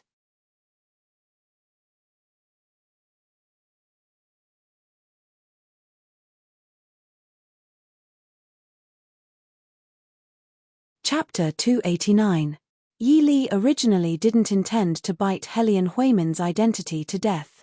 If Helian Huimin's background was really unbearable, it wouldn't be good for the Ding palace if it was spread out. Standing up, Yi Li glanced at Helian Huimin and raised her head to look directly at the Empress Dowager. Empress Dowager, this consort will say it clearly here. Unless the prince personally agrees to take a secondary consort, this consort will not agree to let anyone enter. The Empress Dowager was secretly annoyed. If Prince Ding's side could do it, why would they need to find Princess Ding to talk so much nonsense? Princess Ding, the Emperor's imperial edict has already been issued. Don't you know what an imperial order is? Don't tell me you still want the Emperor to go back on his words. Yi Li smiled and raised her head. Then there is only one way. Asking the Emperor and Empress Dowager to issue an edict to kill this consort. Without this consort, the position of Wang Fei will be empty. The prince can naturally take a secondary consort. At that time, this consort won't be able to control who the prince marries. Princess Ding. The Empress Dowager was furious. Yi Li's expression was solemn and didn't change. The Empress Dowager angrily sneered, "What if Ijia must let Miss Helian enter?" A faint smile flitted across Yi Li's face and a cold light appeared in her hand. Then the Empress Dowager wouldn't mind the Ding Palace's wedding and funeral being held together. This consort guarantees that the funeral will be more lively than the wedding. Everyone present couldn't help but suck in a breath of cold air. Looking at the cold light of the dagger in Princess Ding's hand, a few people who originally had other thoughts extinguished the delusions in their hearts. Even if it was a concubine's daughter who wasn't well liked, marrying into a family with a slightly inferior background would still be of some help to the family. If she married into the Ding Palace, not only would she offend Princess Ding, she would also have sinned for no reason. Looking at the woman who still had a gentle smile in front of them, they didn't dare to doubt that she was just joking. Yi Li smiled and swept her gaze across everyone. Her gaze stopped on Helion Huimin and smiled. How is it? Does Miss Helion still insist on entering the Prince Ding mansion? Helion Huimin took a deep breath and looked at Yi Li, unwilling to admit defeat. Princess Consort wants to kill me, but I'm afraid you don't have the ability. Do you think a mere dagger can scare me? Which daughter of the northern tribes did not grow up wielding swords and knives on horseback? Although Helion Huimin's family background was a bit low, she had been adopted by Helion Jun since she was a child. Naturally, her martial arts were not weak. With a flip of his hand, he also pulled out his scimitar from its jeweled scabbard and pointed it at Yi Li.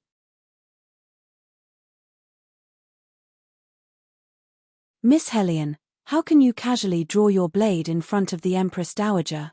Quickly put it down. The Empress frowned and reprimanded. On the side, noble consort Liu said lightly, just now, when Princess Ding drew her sword, Her Majesty didn't reprimand her. The Empress smiled faintly and said, Younger sister, have you forgotten that our ancestors have instructed Prince Ding and Princess Ding to carry swords in the palace? Noble consort Liu snorted and turned her head away, ignoring the Empress. The Empress also did not argue with her and smiled faintly. Looking at Helion Huimin, who was holding the gorgeously decorated scimitar, Yi Li pursed her lips and smiled. Helion Huimin frowned and said, What are you smiling about? Yi Li smiled and said, Speaking of which, there are quite a few women who are eyeing my prince covetously. Today, consort, I will use you as an example. Shameless boasting. Helion Huimin sneered disdainfully and waved the scimitar in her hand towards Yi Li. Yi Li casually moved to the side, but Helion Huimin did not relax and continued to wave the scimitar from behind her. Helion Huimin was indeed a woman who grew up in the grasslands. Compared to the women of the Central Plains, her scimitar was vigorous and full of strength. Yi Li waited until she had waved the scimitar a dozen times before she laughed crisply and said, Is Miss Helion done? Next, it's Consort Ai's turn. Compared to Helion Huimin's majestic aura, Yi Li's moves were extremely ordinary. The crowd didn't even understand what was going on. They only saw Yi Li already closing in on Helion Huimin, one hand grabbing Helion Huimin's retreating hand, and with a kick, kicking away Helion Huimin's kick. Her other hand flashed a cold light and mercilessly stabbed towards Helion Huimin's chest. Princess Ding, have mercy. The Empress Dowager and the Empress shouted in unison. Helion Huimin found that she could not break free from Yi Li's grip and could only close her eyes and wait for death. She was not reconciled. She believed that her martial arts were the best among the women of the northern tribes, but she had lost to a woman from the Da Chu state. She did not even have time to see her moves clearly, but this was not important. Even if she was not reconciled to her loss, what awaited her was death. After waiting for a while, the expected pain did not come. Helion Huimin opened her eyes in confusion and saw that Yi Li had unceremoniously pushed her to the side and calmly put away the scimitar in her hand. Helion Huimin had walked through the gates of hell, but she was still somewhat in a daze. She could feel that Princess Ding did not just want to scare her.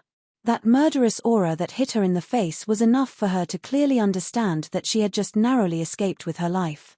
After receiving such a blow, Helion Huimin could not say anything for a while. She could only stand in the hall in a daze.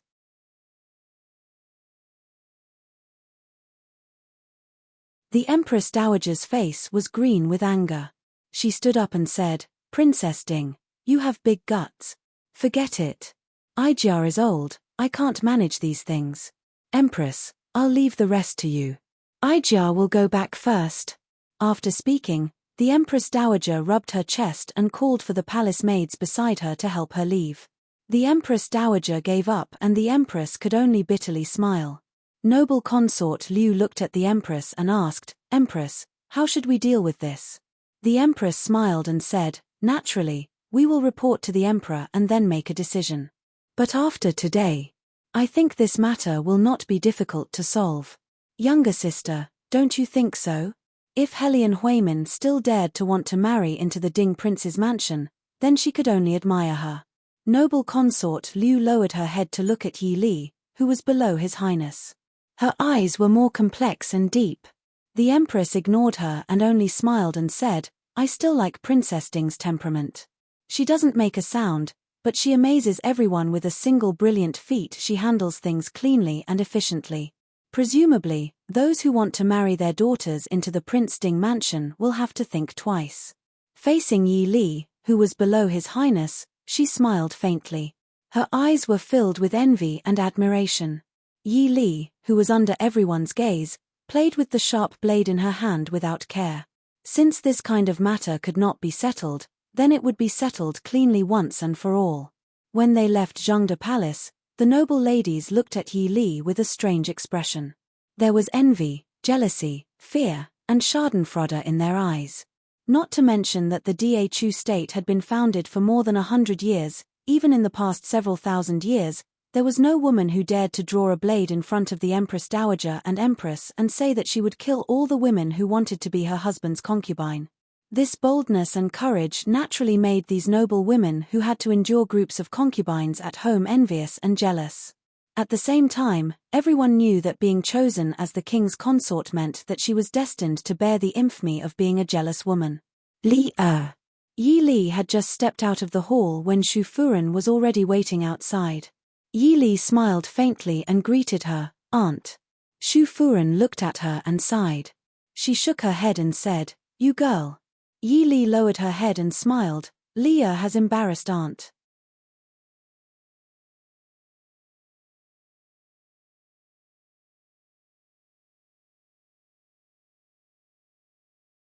Chapter 290. Lady Shu pulled her hand and laughed softly as she walked out. Why would our Shu family care about these false reputation? Aunt is also a woman, how can you not understand a woman's thoughts? But Prince Ding sighed. Leah was indeed daring in the palace today, but with her status as the imperial consort, she wouldn't be charged with any serious crime. The so-called marriage was a family matter. As long as Prince Ding was willing to protect her, she would be fine. But if Prince Ding was dissatisfied with her actions today, then Leah's future days would not be easy. Yi Li blinked and looked at Lady Shu's worried eyes. She hugged Lady Shu's arm and intimately leaned on her with a smile. "Aunt, don't worry. I'll be fine. Aunt, when you go back, you have to put in a good word for Leah in front of second uncle, lest second uncle wants to teach Leah a lesson." Lady Shu raised her hand to pat her and laughed softly. "You're too daring. No wonder your uncle wants to teach you a lesson. Just now in the palace, you scared me quite a bit." Lady Shu came from a scholarly family and had never seen anyone brandish a sword in front of her. Just now in the palace, when she saw Helian Huimin brandishing a sword towards Yi Li, if it wasn't for her usual self-control, she would have screamed on the spot. Leah knows her mistake. I won't do it in the future. Yi Li hugged Lady Shu's arm and acted coquettishly. Just as she accompanied Lady Shu out of the palace gate, she saw the curtain of the Ding Palace's carriage being opened from the inside. A handsome man in a white gown stepped out of the carriage with his head lowered and smiled at Yi Li at the palace gate. Leah. Although the noble women passing by could not stop and watch, they also saw Prince Ding smiling and reaching out his hand to the princess consort. They didn't believe that Prince Ding didn't know what happened in the palace. It seemed that Prince Ding only had the princess consort in his heart. Even though Princess Ding made such a domineering and willful declaration in the palace, which almost made Prince Ding lose face, Prince Ding still doted on her as before. Madame Shu pulled Yi Li forward and bowed. Mo Xiaoyao stepped aside slightly and said with a laugh, "Madame is Yi Li's Jomu, we're family, there's no need to be so courteous." Madame Shu laughed and said, "Etiquette must not be discarded. Yi Li is young and immature. I hope that Prince will be magnanimous enough to forgive her." Mo Xiaoyao looked at Yi Li with a smile and said, "Madam worries too much, Li is very good." "Why are you here?" Yi Li asked, puzzled. Mo Xiaoyao laughed in a low voice and said, "I heard that Nyangzi drew her saber in Zhengde Palace and was so angry that it shocked everyone. Isn't your husband worried about your safety?" Yi Li couldn't help but roll her eyes at him. If he was worried about her safety, why didn't he enter the palace to find her? Who was he putting on an act for?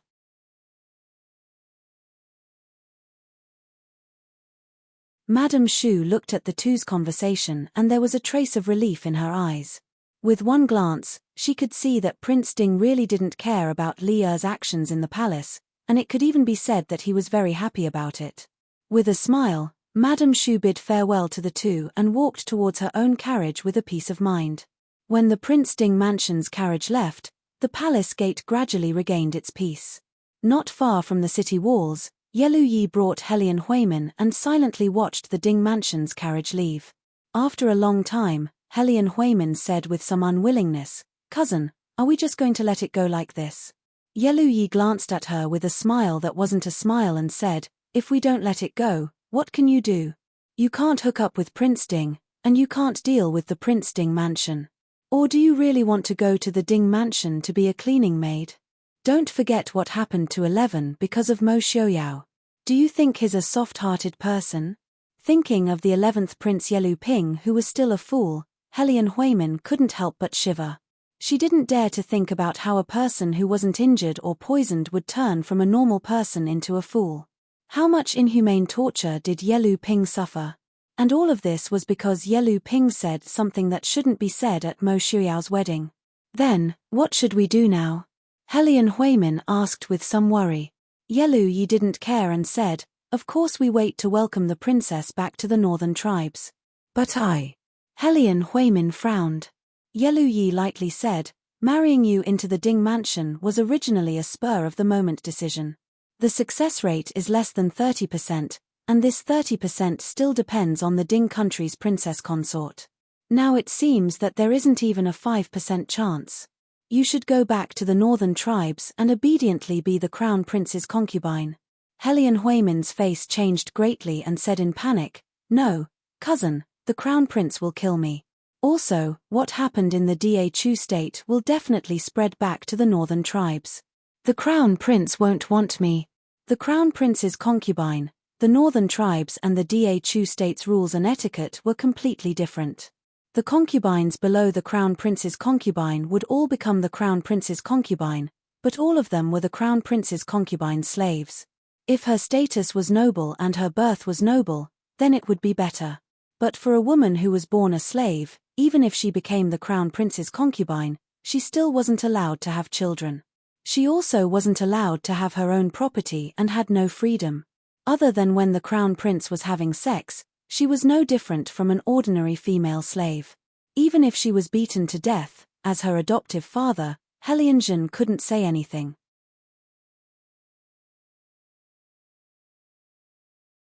What's more, the crown prince and Yelu Yi's party had a deep grudge. The women who were sent to the crown prince's mansion by Yelu Yi would usually be sent out in less than half a month. Helian Huimin couldn't help but tremble in her dreams at night. So this time, when Yelu Yi came to the Da Chu state to escort the bride, she thought of a way to follow. When Yelu Yi said that he planned to send her to the Prince Ding mansion, she didn't hesitate to agree. Sometimes she even thought that as long as she didn't return to the northern tribes, even if she stayed in the Da Chu state as a servant girl, with her ability, she wouldn't be afraid of not being able to rise up one day. But if she returned to the northern tribes, what awaited her was only the word death. Don't have any bad ideas. The Helian family raised you for so many years, you can't be wasted, right? Glancing at the silent Helian Huimin, Yelu Yi lightly said, "Don't worry, there aren't many people who have seen you. Princess Ronghua also hasn't seen you. As for your name, it's fine as long as you change it. In any case, uncle has more than one goddaughter. Since you can't deal with Prince Ding, then obediently accept your fate and go to the crown prince's mansion. I already gave you a chance." Helian Huimin's heart trembled. She knew Yelu Yi's methods. She hurriedly said with a trembling voice, "I understand." Yelu Yi sized her up before nodding in satisfaction and turning to leave. If it wasn't for the fact that Helian Huimin had the best aptitude among the women in Uncle's mansion, she wouldn't have needed to go back alive if this plan failed. However, although Helian Huimin was smart, compared to Princess Ding, she was still far from enough. Thinking of the information collected these days in the Chu capital, this Princess Ding not only came from a noble background, but was also skilled in literature and martial arts. It was even said that in Yongju, she led the Black Cloud cavalry to guard the city until Prince Ding's reinforcements arrived. It could be said that her contributions couldn't go unnoticed. A woman who could be betrothed to the Black Cloud cavalry. The betrothal between the northern tribes and the Ding King's mansion was left unsettled. However, the Ding King's consort's reputation as a fierce woman spread throughout the capital overnight. She dared to hold a dagger in front of the Empress Dowager and say that she wanted to enter the Ding King's mansion. If one came, she would kill one. If two came, she would kill a pair. No one in the capital dared to provoke this woman. What was even more frightening was that Prince Ding didn't have the slightest bit of anger towards the princess consort's announcement. Instead, he would occasionally accompany his beloved wife to tour the capital.